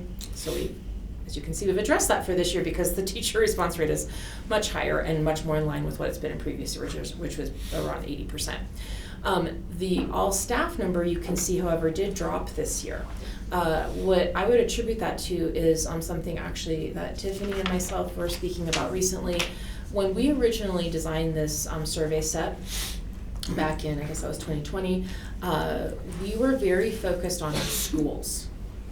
And so we had this really wonderful, diverse team, TEA, people from all over the school district, parents, like all these different folks, and we put together this wonderful survey. And at the time, we knew there was a bit of a shortcoming in addressing staff who were not building-based. But we really didn't see that as the priority, and we did the best we could to set things up to align with our strategic plan and Portrait for Graduate and all sorts of other things.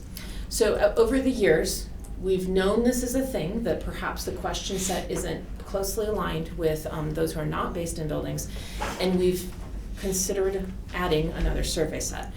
It is not a small lift to do that, and so there's been many reasons why that hasn't been the time.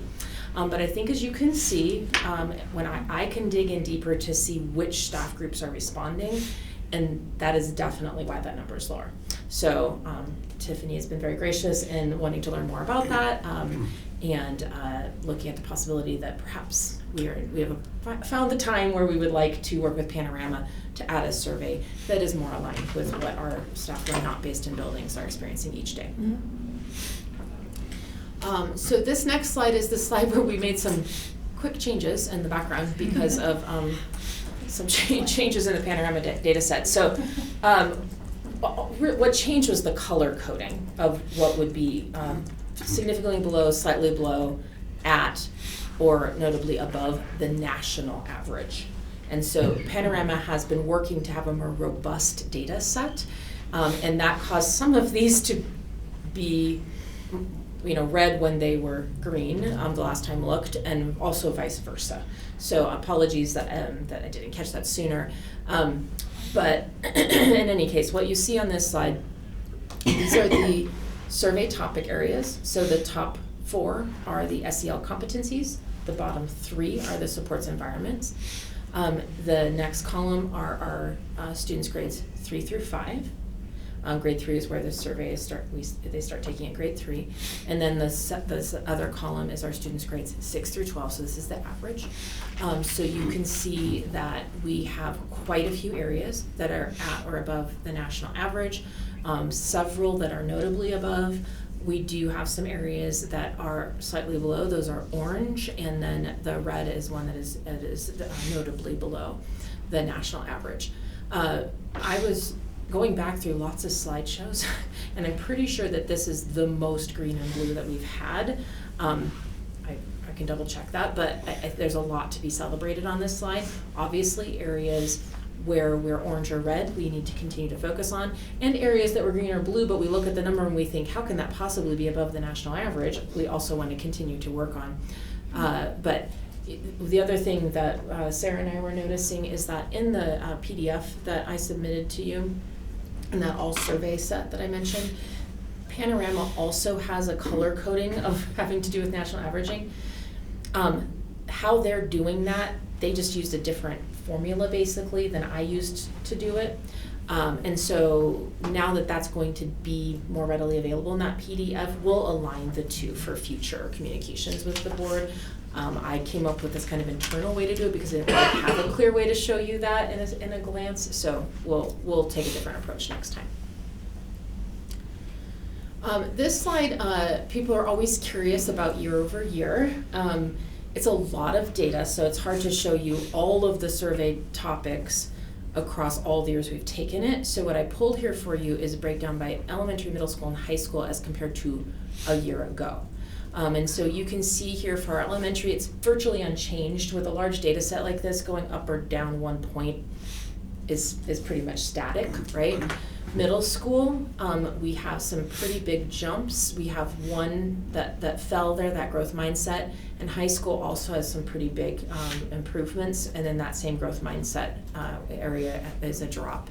Of note, for those of you who saw this data set last year, Panorama's validity and reliability team updated all of the student questions to improve validity and reliability, and they warned us that growth mindset was where it was going to take the biggest hit, and they were not wrong. So that being said, this is now 2 years in a row that we've seen growth mindset lagging far behind our other areas, so we obviously need to attend to that.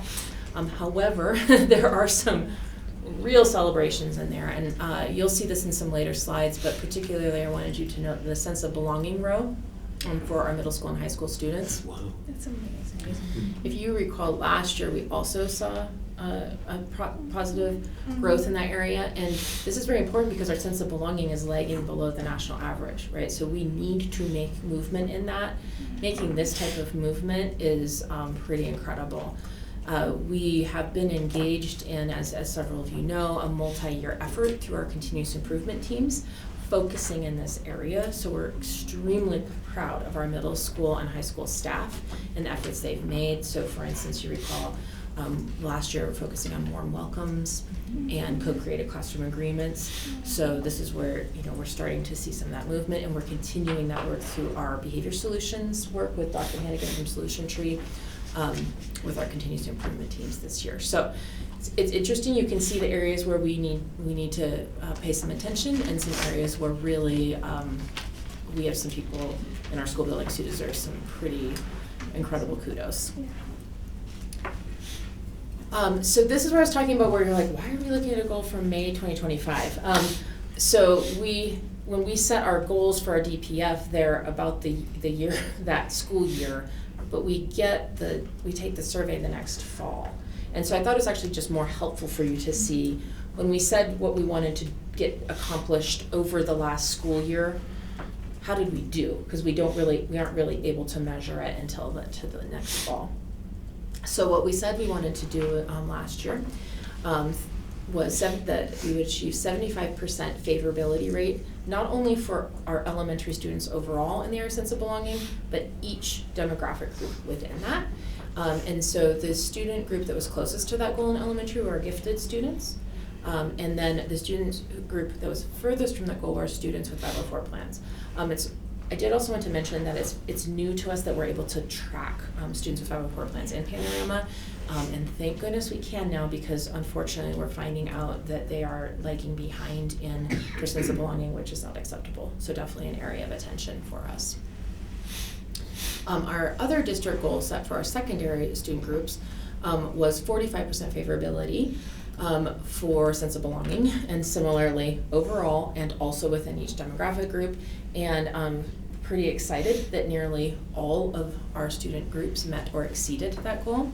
Unfortunately, the student group furthest from that goal, students with 504 plans, is the same. So again, that is obviously an area of attention for us, but quite exciting to be able to dig in and see. There's been many improvements in the Panorama dashboard to help us support our schools in achieving these equity-related goals, and I believe that Patty had something that she wanted to share related to this.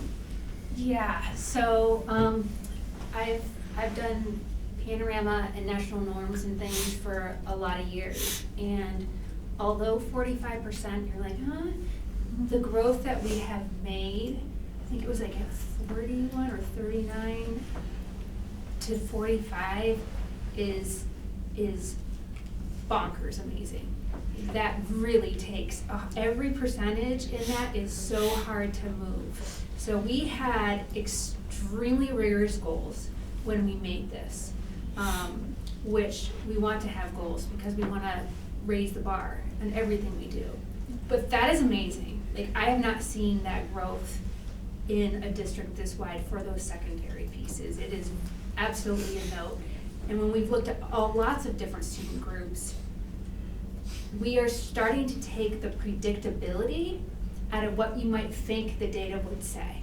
So you might think that a certain group, say students with disabilities or any group that we look at by race, by category that we are responsible for, we're taking that predictability of what we might think is true because there are many of our student groups that are exceeding the average. So we've been really housing that with just that sense of belonging for every student in front of us, and we're really starting to see the results there.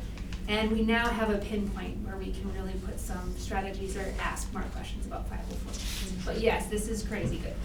So proud of our building staff. We're gonna move into teachers for our next portion here. So remember that teacher self-reflection is their self-efficacy, feeling that they are confident in teaching what we ask them to teach. So that was quite positive this year.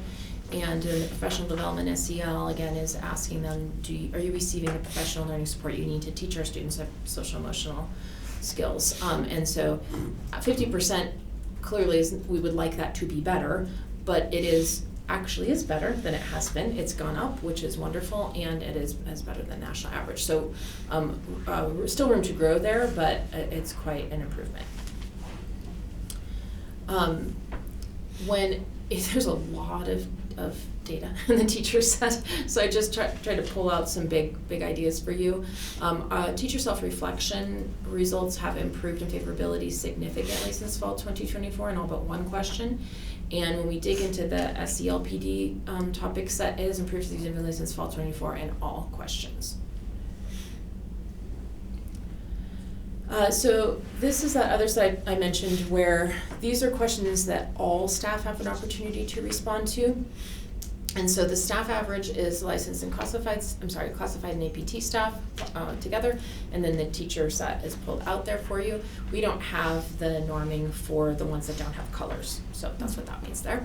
And so you can see that the leadership relationship question is quite similar for all of our staff, whatever employee group.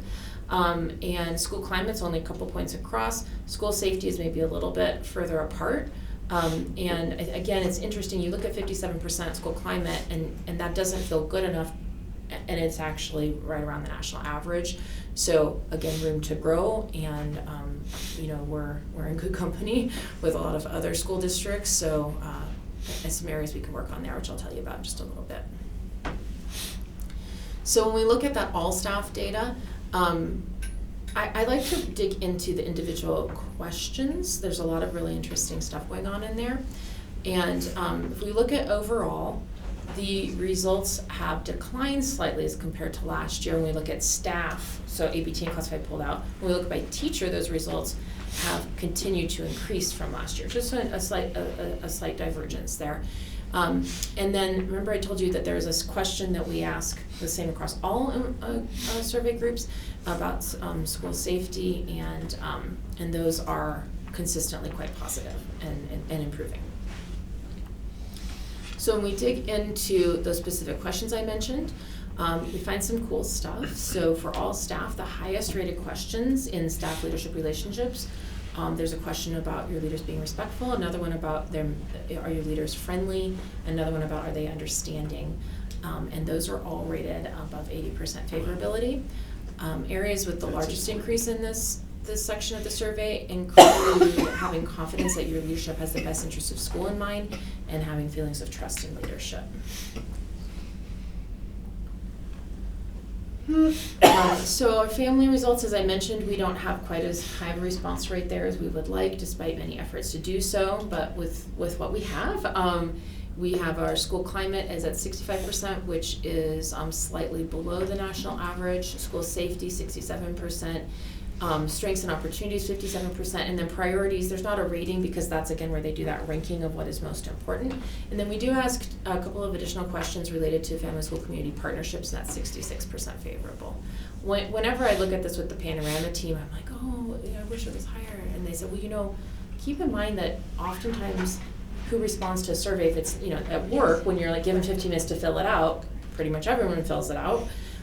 But other survey sets, it tends to be the folks who are not happy with you. And so they always try to reassure me that these numbers are more positive. But I do think that it shows us we have some things we can attend to in there. So when we pull up, I think one of the things I find most interesting about the family data actually has to do with looking at it across all of the years. And this is that area I was talking about where they say, which is the biggest priority for us to be focusing on? These are the same top 4 over and over. And so do you just see that alignment of our families saying who works in our school district matters. And if they're great, we want them to stay. What's being taught matters, how my kiddo is achieving, and who is running the school and running our school district matters. So I find it interesting that that's been quite consistent over time. Families continue to report that they would recommend their child's school to others, and other results are quite similar to last year, with the majority of respondents giving favorable ratings, and highest rated questions include how they feel about classroom instruction, as well as how we're attending to the diversity and inclusion of all of our students. So, as I mentioned, an area for growth is taking a look at that student sense of belonging for students with 504 plans. We could theorize that maybe why that's different is that some of our other demographic groups we watch it because they're students who have been identified for a certain reason and have a support plan attached to that reason, you know. So for instance, a student on an IEP has a case manager and you know, right, all these other pieces, and that's just not how 504 works in public schools, because it's a general education effort. So so it's worth digging into, trying to get a handle on why this might be happening and making a change.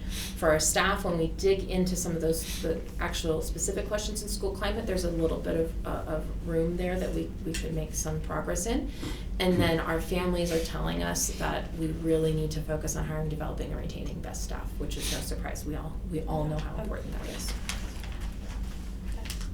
Areas for celebration, that continued improvement in secondary sense of belonging, as Patty mentioned, is, you know, when we saw the little jump last year, it was like, oh goodness, okay, we'll see if we can sustain it, right? So then we had another year of progress, and then we just have to keep building on that because it's so important for our kids to feel welcomed and connected at our schools. Very proud of our staff leadership relationships. We're doing hard things every single day in our schools, and maintaining those positive relationships between staff and leaders is hard work for everyone involved. And I'm very proud of the improvements in the satisfaction with our social emotional PD. I do think it's worth noting again, as every celebration, that our families really there's a majority of our elementary schools have favorable ratings in all areas. But it's predictable, like we think of people saying that, but they took the time to fill out a survey to tell us that. So I do want to recognize that. So what's coming next?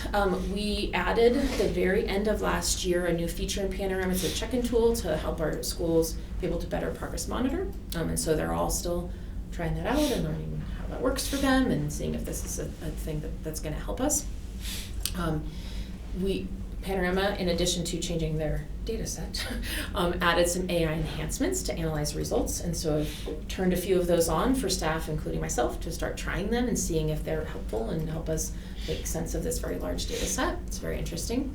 And then, as I mentioned earlier, our continuous improvement teams are focusing on many of the things that we followed through this survey set, and we have our next sessions with Dr. Hagan coming up the week of February 17th. So we're excited to continue learning.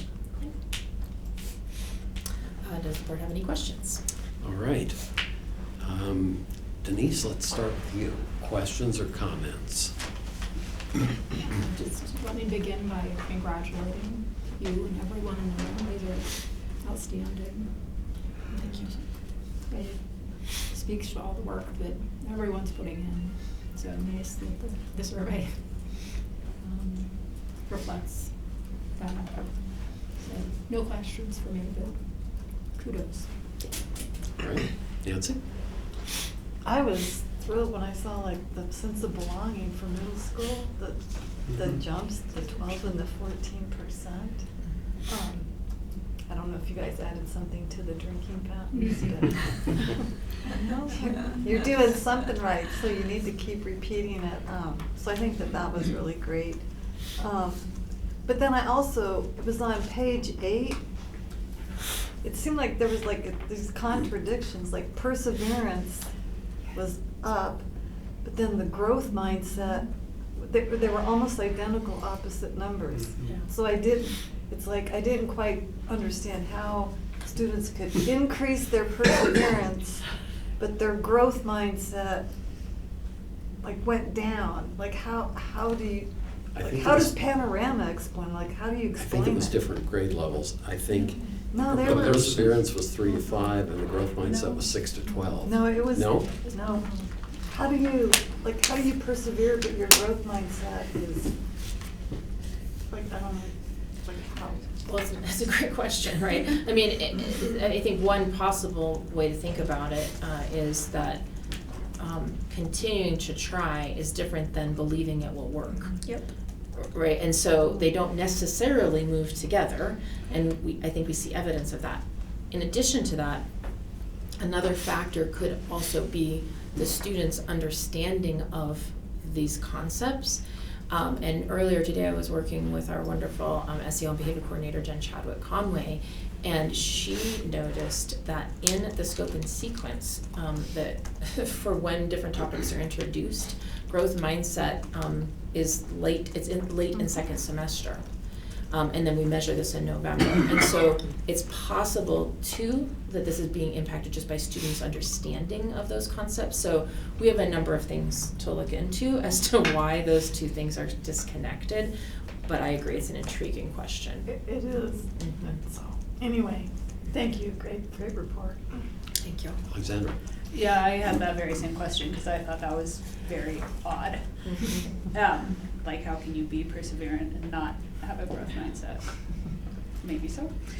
So that, I think, will be interesting to learn more about. Another question that's not really fundamental to the results, but that I thought was sort of curious, is are there, like with the students, 77% completed the competencies, but only 71 the supports? Oh, yeah. Did they just do like part of the survey, maybe they didn't have perseverance then, because they only got part Wednesday. They were demonstrating. I'm done, yeah. It just has, I think what that is a reflection of is it's a 3-week survey window. Okay. And there's, 30 some schools taking it, and so some kids are absent.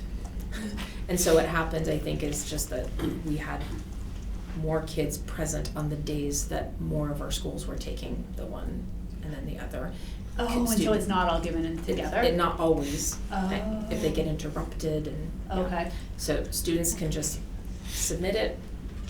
The staff wouldn't know that they hadn't finished it. So there's a lot of things that could be interfering there. I think if I think back to other years, I think it's always just slightly. Slightly different. Interesting, okay. But yeah, overall, I feel like in the 5 years or whatever we've been getting these reports, this is an impressive one for sure. Mhm. So, and especially that sense of belonging and stuff like that going up so much is really awesome. So, good job to everybody. Lori? And then you explained the question that I had was about why the growth mindset was the change up that they had on their end. So that was kind of one of the things in addition to those others, so thank you. Mike? My turn. So I just have a question, and maybe it's for Dr. Heller, but and I look and it says family, the priorities, the hiring and retention, classroom. I mean, it's all kind of wrapped up in the same. And to me, I look at that and I say, because we're here to inform decisions, right?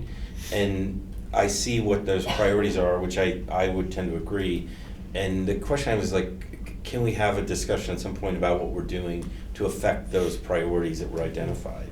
And if I could, just one idea that I've shared with you before, and I think I've shared with the board, but like housing, right? Because I know we're gonna, like with teachers right now and the cost of housing, and are there things like that we can build into packages or different keep, you know, teachers and, you know, cause I think teachers should live in the district that they work in, I think that's important, but, so anyway, that was my kind of long-winded. Well, and I think also, I mean, obviously, we're getting ready to kind of start this strategic planning next phase. In fact, this week, we have some first sessions of maybe getting some stakeholder, I think some of this data around, here's already what community parents are saying are priorities, and how do those live in the next strategic plan? And how do we then also build in, like, how are we gonna measure it? How are we gonna think outside the box on some of these things? Because you're right, there's things we can't control, like we can't control housing prices in our area, but maybe there's things we can do as a district, and other districts have found creative ways to attack that issue. So yeah, I agree. So I love all the growth that we have on this. And I, especially as you were speaking, I was reflecting on how much harder it is to see these scores this year. Every year that we've done this has been a hard year in classrooms, a hard year for staff, a hard year to do this job, a hard year for students. And yet, not only are we like focusing on these things, but we're making progress on them in ways that we know are some of the most meaningful ways that people can engage. And so I just really appreciate that, because it's not the status quo. We haven't taken this yet with a normal year. And we still continue to not have normal years. And so it means a lot to me that we're able to not only maintain but grow. It speaks to just the excellence and the perseverance the kids have to keep showing up when it's hard, because we know it's been very hard for some of them to be here. So I really thank all the kids for that and the staff for that. And then I also, you know, sometimes when you get results, and we never have done this, so I realize I'm like, it's a total curveball and may not ever make sense, but sometimes when you see results like this, you get neutral and favorable. And I think that if we were to include neutral and favorable, we would see the numbers that you and I have in our head about what we would like to see in these categories, right? That bump up to be like, yeah, 80% of us really are pretty comfortable with this concept. And when I think about how people take surveys, they don't all take it the same way, right? The statisticians tell us that when it comes to these 5-point scales, neutral is good for a lot of people, and it's the highest score you're gonna get. If you are showing up every day and doing what you're supposed to do, that's the best I'm gonna give you, because that's the job. Kids feel that way, staff feels that way, and our community feels that way. And so that's why I think being able to check in at least, I mean, even if it's just a sense of what does it look like when we really only look at where there's dissatisfaction and where there's actual issues, is different from looking at, I really do like gold stars. And so I'm, you know, I myself am driving for those gold stars, but that doesn't mean that we're not where we want to be, because I think neutral's good. When I think about the struggles that people have, neutral's good. You're neutral and you're showing up every day, thank you. That's awesome, right? That is a gold star. And so I thought about that a lot in this, because I think that our numbers would look significantly different and probably tell a story that feels pretty like the pulse check we have on our system as well. So I don't know. Like, I don't want it to be more work, so don't do it if it's more work. But I'm just interested in, like, is that really true, or am I just making that up? I'd say the building leaders would agree with you. They're Okay. always asking why the 3 points is not included in favorability. I always encourage the folks who are digging into those deeper details in the dashboard. If you pull up the question, you can see it coded by favorability. And I said, well, what you really want to look at is is it that you have, you know, whatever, 45% in the top 2, and then very little in 3 and a lot in the bottom 2? Or is there very, you know, the numbers are low in 1 and 2, and you have just this group at the cusp that you can maybe bump up, and you can start to find some really interesting patterns. So we do look at that. It's just not, the Panorama doesn't report it that way, so pulling it out for the board report, That's it would great. be, it would be an extra step. But our Don't do that school then. teams, first of all, I would agree with you. Sarah can attest to, we ask this question a lot. I personally am a fan of a 4-point scale so that you can avoid this problem. But they can see it, so the Perfect. staff does dig into that. I don't ever need to see it, by the way. Well, you have it in the, I mean, but in the don't do PDF. extra work. Yes, it is in the It's PDF. in the PDF, so you have to do your own math to add it to the 2 levels above, but yes. All right, I have a couple of questions and then a couple of observations. I think it was slide 7 that showed that grades 3 through 5 are below the national average in perseverance. Let me ask a kind of a subset question here. When did we get this information? When did we receive the data? Actually, that's different than it used to be. So the school leaders can see it as the survey's being completed. All right. Then we do a little bit more quality control checking on it to just make sure there's not errors in it. And then that goes out kind of like in a next wave about a week or so after the survey closes, and then to the rest of the building staff in January when they return from winter break. All right, so some people have been able to look at this and think about it for a while, and others have not had it very long at all. Right, So right. here's where I'm going with this. Knowing that the 3rd through 5th graders fall below the national average in perseverance, what's the plan for working on that, or when will there be a plan? So there's a few different answers to that. So as I was sharing earlier, one of the steps of the plan was digging into our scope and sequence and looking at when is this taught in the materials we provide to our schools, and is it taught enough? So for instance, we're talking about multiple grade levels, so with scope and sequence we have to check for 3rd graders, are all of the topics covered and in depth enough? For 4th graders and 5th graders, and if you think about, any of you have done scope and sequence work, scope and sequence work, one thing that's gonna happen is you can accidentally have a gap where maybe 4th graders don't get that taught that at all, and trying to get it all fit in. And so, so the team is reviewing the scope and sequence to see how is that impacting, for instance, like growth mindset and perseverance. So that's Okay. one of the ways that we can check. And then we also can dig into the materials we provide, Character Strong, to see if perhaps what this is showing us is, let's say we see it is taught, and it's taught in depth, and it's all the grade levels, maybe the materials in that area just aren't meeting our student needs, and we need to do some additional Okay. supplementation. So there's a variety of ways that we can take it. I will know, it's kind of interesting, our staff tells us that they feel pretty confident teaching growth mindset, but our students are saying that they're not doing well in that area. So, you know, there's just some interesting things happening there that we have to dig in more deeply with those of us who support in-learning services, but also with the people in the schools who are working most closely with our students, like our Okay. SEL specialists, counselors, classroom teachers. All right, so you're beginning to work on a plan, or you're even further than just beginning to work on a plan. My other question had to do with the growth mindset concept. I've never heard that term before. I think I wrote you that.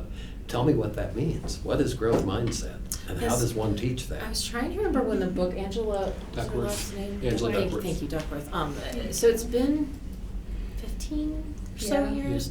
A researcher who dug into basically why are some people more successful than others, and put together this concept around one of the reasons is because some people believe that they can grow and get better at things, and therefore they do, and other people don't. And so if we were to understand the differences there as educators, and we're able to teach students about having a growth mindset, they will actually achieve better and achieve more. And so it became something that schools not only were embedding in what they're doing, but tracking to see if it's working. So is that something that's addressed indirectly then, or are there actually Directly. strategies Yes. to Yeah, in fact, impact it? I was trying to see if there's anything posted here. I know, and I was most just of thinking our- about that too. It's like in the room right down the hall. Yeah, in and you'll see many of a our lot of things classrooms. around kids, teaching our kids to say, I don't know how to do that yet, rather than I just don't know how to do it. That idea that, you all hear kids say, I'm terrible at math, right? Mhm. Getting their mindset of like, currently I'm struggling with math, but I can still improve on it. And it's not shocking to me that secondary's growth mindset scores are typically lower than elementary's growth mindset scores, because over time, they have convinced themselves that they're bad at something, right? And I was actually thinking about whether our attendance policy and the ability to have makeup work when you miss work will over time improve this. Because there is a cumulative effect of as work starts to overload on you, you start to believe, I can't pass this class, I can't be successful. We may see this improve over time as we allow for more of that opportunity for kids to see that there is a way to still move forward. I don't know. If I might, just one thing, it's, I have a book, anybody wants them, it's Carol Dweck. Yeah. But it's not just the student's mindset about themselves, Yep. it's also about adults' mindsets for children. For them, huh? So if we think, oh, they can't, they're never gonna be able to, or Mhm. we're gonna like lower the standards for them, that like is the opposite. We need to say, no, you can do this, and we're gonna find, and we're working on this across the whole district with our other work. We're gonna have pathways for you to get there. Mhm. And so it's changing that mindset of all of us and our students at the same time. So my other question related to the growth mindset, the slide indicated that we're fairly significantly below the national average in this. So a plan is under consideration, has already started for middle and high schoolers, or where are we with that? The answer is a little bit different for middle versus high school, so, we do offer the same, curricular support materials, to middle school that we do to elementary school through Character Strong. So we're reviewing that scope and sequence, looking at the adequacy of the materials that I was just explaining earlier. High school, we're still working on how to get, those type of support materials into high school. It is significantly more complicated given how high school schedules are set up Mhm. by content area, and it's not, you could have a class that has multiple grade levels in it. The place that some of our schools have piloted to work on this type of stuff in high school is going through freshman seminar as a good place to Oh, start. okay. And so we do have, one of our high schools is trying out some of the Character Strong materials that have been designed for high school this semester to see if that's an area we would like to explore further.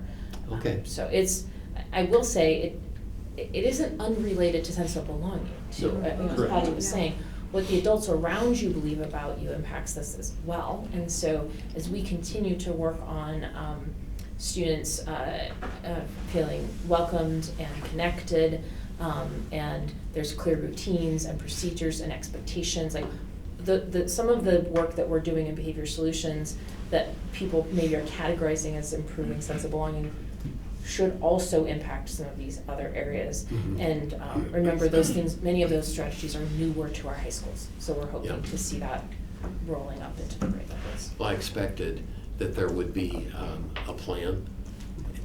Thank you for filling in some of the details for me of what you're already thinking about doing, and I'm sure we'll expand as time goes on.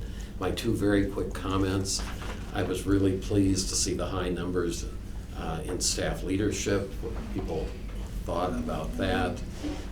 Also seeing leaders as respectful, friendly, and understanding, and creating a sense of trust. Having worked in this district for a long time, in years past, that was certainly not always the case.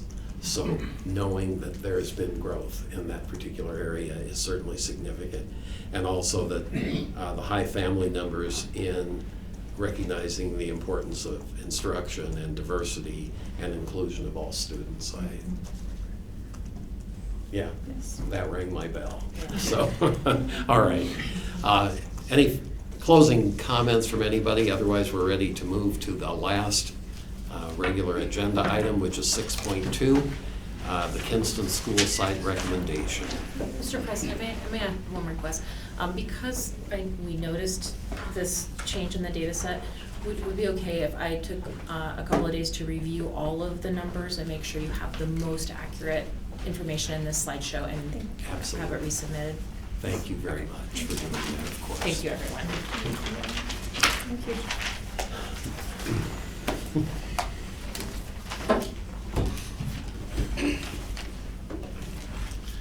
All right.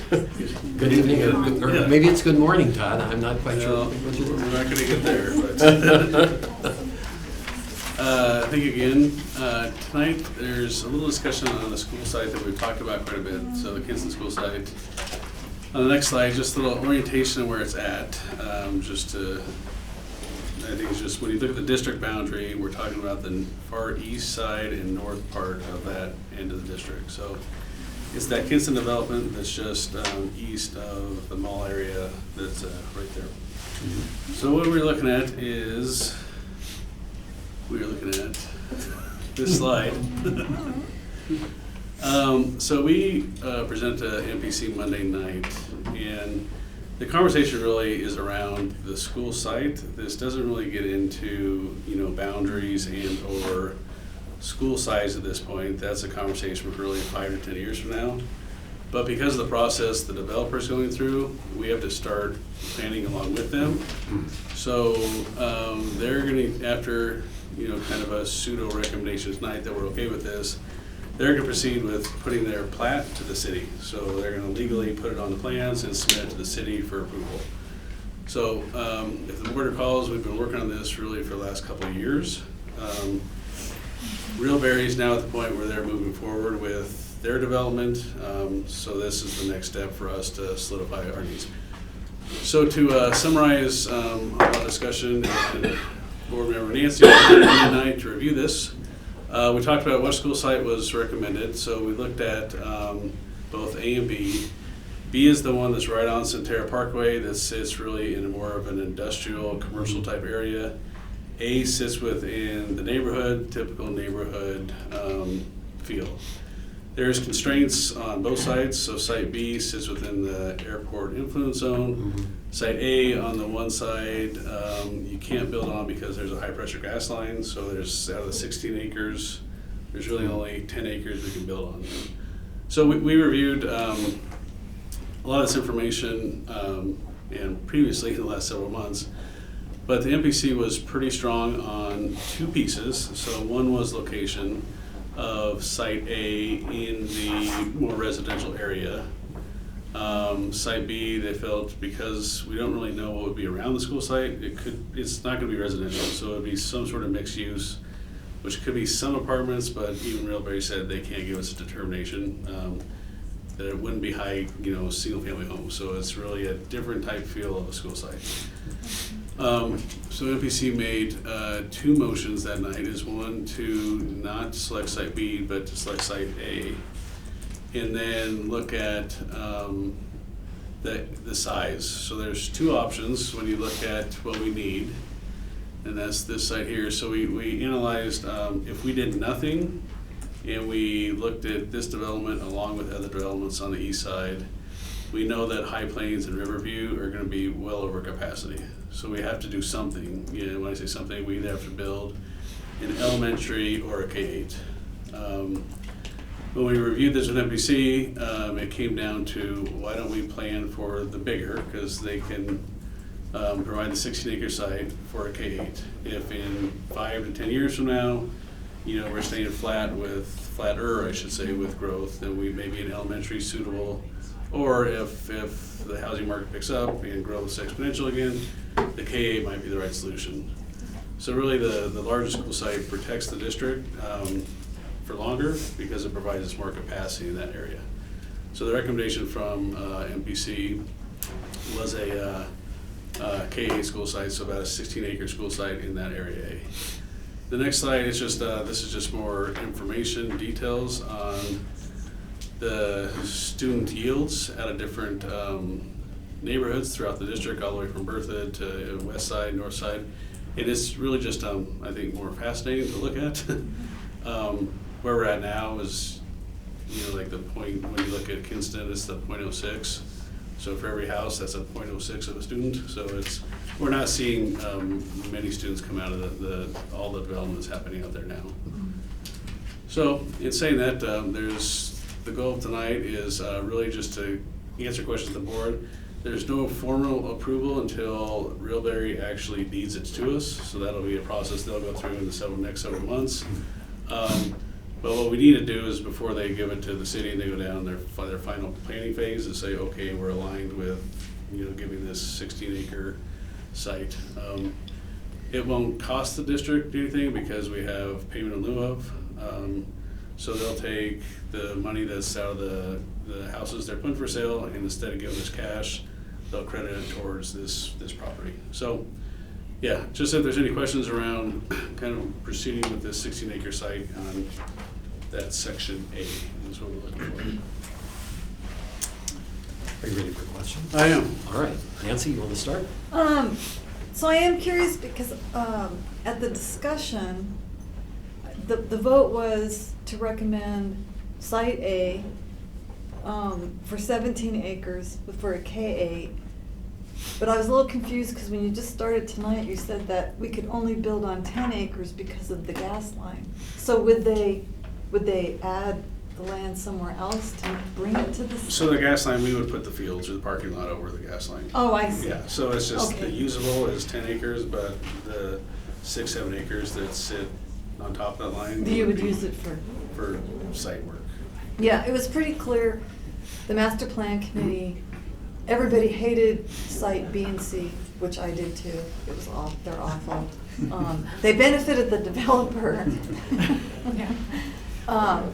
But A was it, and everybody agreed that, especially there were some of us that were around when the High Plains was first, that it was put on a much smaller lot for a K-8, and that if we may as well just plan for a K-8 so that we would not end up in the same situation. So if it turns out we needed the K-8, great. If we don't, great. So, it was a good discussion. And I gotta get used to saying Wheelberry. Okay, is that it? Yeah, that's it. Alexander? So when we talked about this a year or two ago, and I know maybe it was the flight path that was the issue, because I know that like, the site they wanted to give us at that point was like crammed in some tiny little corner, and you could only use like a little tiny section of it, and I mean it was like this horrible thing. And this sounds like it's still not perfect, but is much more acceptable. Yes, it is, and you know, we have a checklist of guidelines we go through to say, does it, you know, there's their oil wells, gas lines, all those pieces. It hits all the needs, so we just know that there's a constraint that we can only build on this side of the site. Okay. But it is, yeah. But there aren't any like safety risks with the gas line? per se? No, legally, we just have to be outside of the buffer zone from the gas line, and the building would be outside of that. Okay. And Lori? then, thank you. Just in relation to where the build site is, were there any other safety concerns? You know, like say where the positioning of the school, because you know, you said the one was because of the busy road and what would be built around it. Just the positioning of the actual build site. Are there any other concerns that, I guess master planning came up with or that you Not contemplated? Not really for site A, you know, that, we've been talking about that site for some time.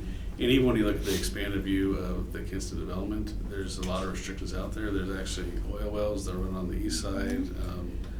Yeah, so this puts it in a nice spot. So there was no other, I'd say, issues that came up with site A. Yeah. Thank you. Mike? So I just kind of have a couple questions. You know, one is, or maybe it's just a comment, like they're not building houses for kids, like for families with kids. And I think I mean, it's not necessarily, I don't just blame kind of the McWhinney, sorry, I'm not ready to call them Realberry yet. But, but I mean, you look at housing, even, you know, where I live on the north side of town, they're not, the houses, they're early or older people that are, you know, cashing out of Denver, and for $500-600, you know, when you're $500,000-600,000 house, you're not.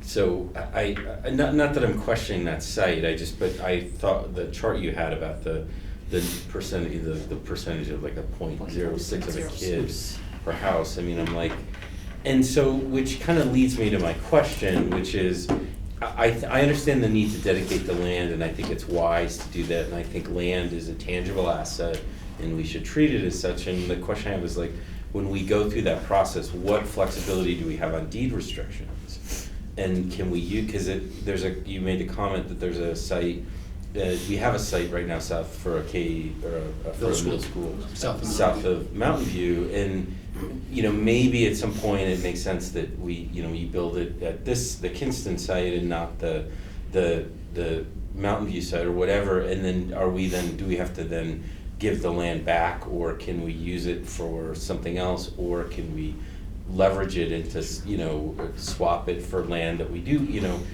and that's my biggest concern going forward, like whatever site they choose to pick, that we have flexibility and we're not handcuffed by deed restrictions or forced to give it back. Yeah, so there are restrictions. So land swap could be part of it. The restriction will be, and we don't have the actual language solidified yet, but the typical deed restriction would be they'd have first right of refusal to buy it back at the rate they gave it to us, at the cost they gave it to us. So we couldn't, you know, sit on it for 20 years and then sell it back for the, you know, just sell it. Appreciate the value, right? Yeah, Sure. So they have the first right to buy it back at that value. If not, then, you know, we could, if they don't want it, they don't want to build on it, we could put it on, you know, market. The other piece we have done with Reelberry is the site south of Mountain View was a land swap with them previously, with a similar type deed restriction. So it is still a possibility, because, you know, I don't know if we don't want to get that conversation tonight, but you know, when you look at the entire scope, the east side of the district between Centerra South, you know, High Plains, Kinston, and, you know, the developments even east of Kinston, there's a bigger picture there that, you know, we looked at it just making this, you know, that maybe there is a land swap, you know, somewhere else that we don't need it, but, you know.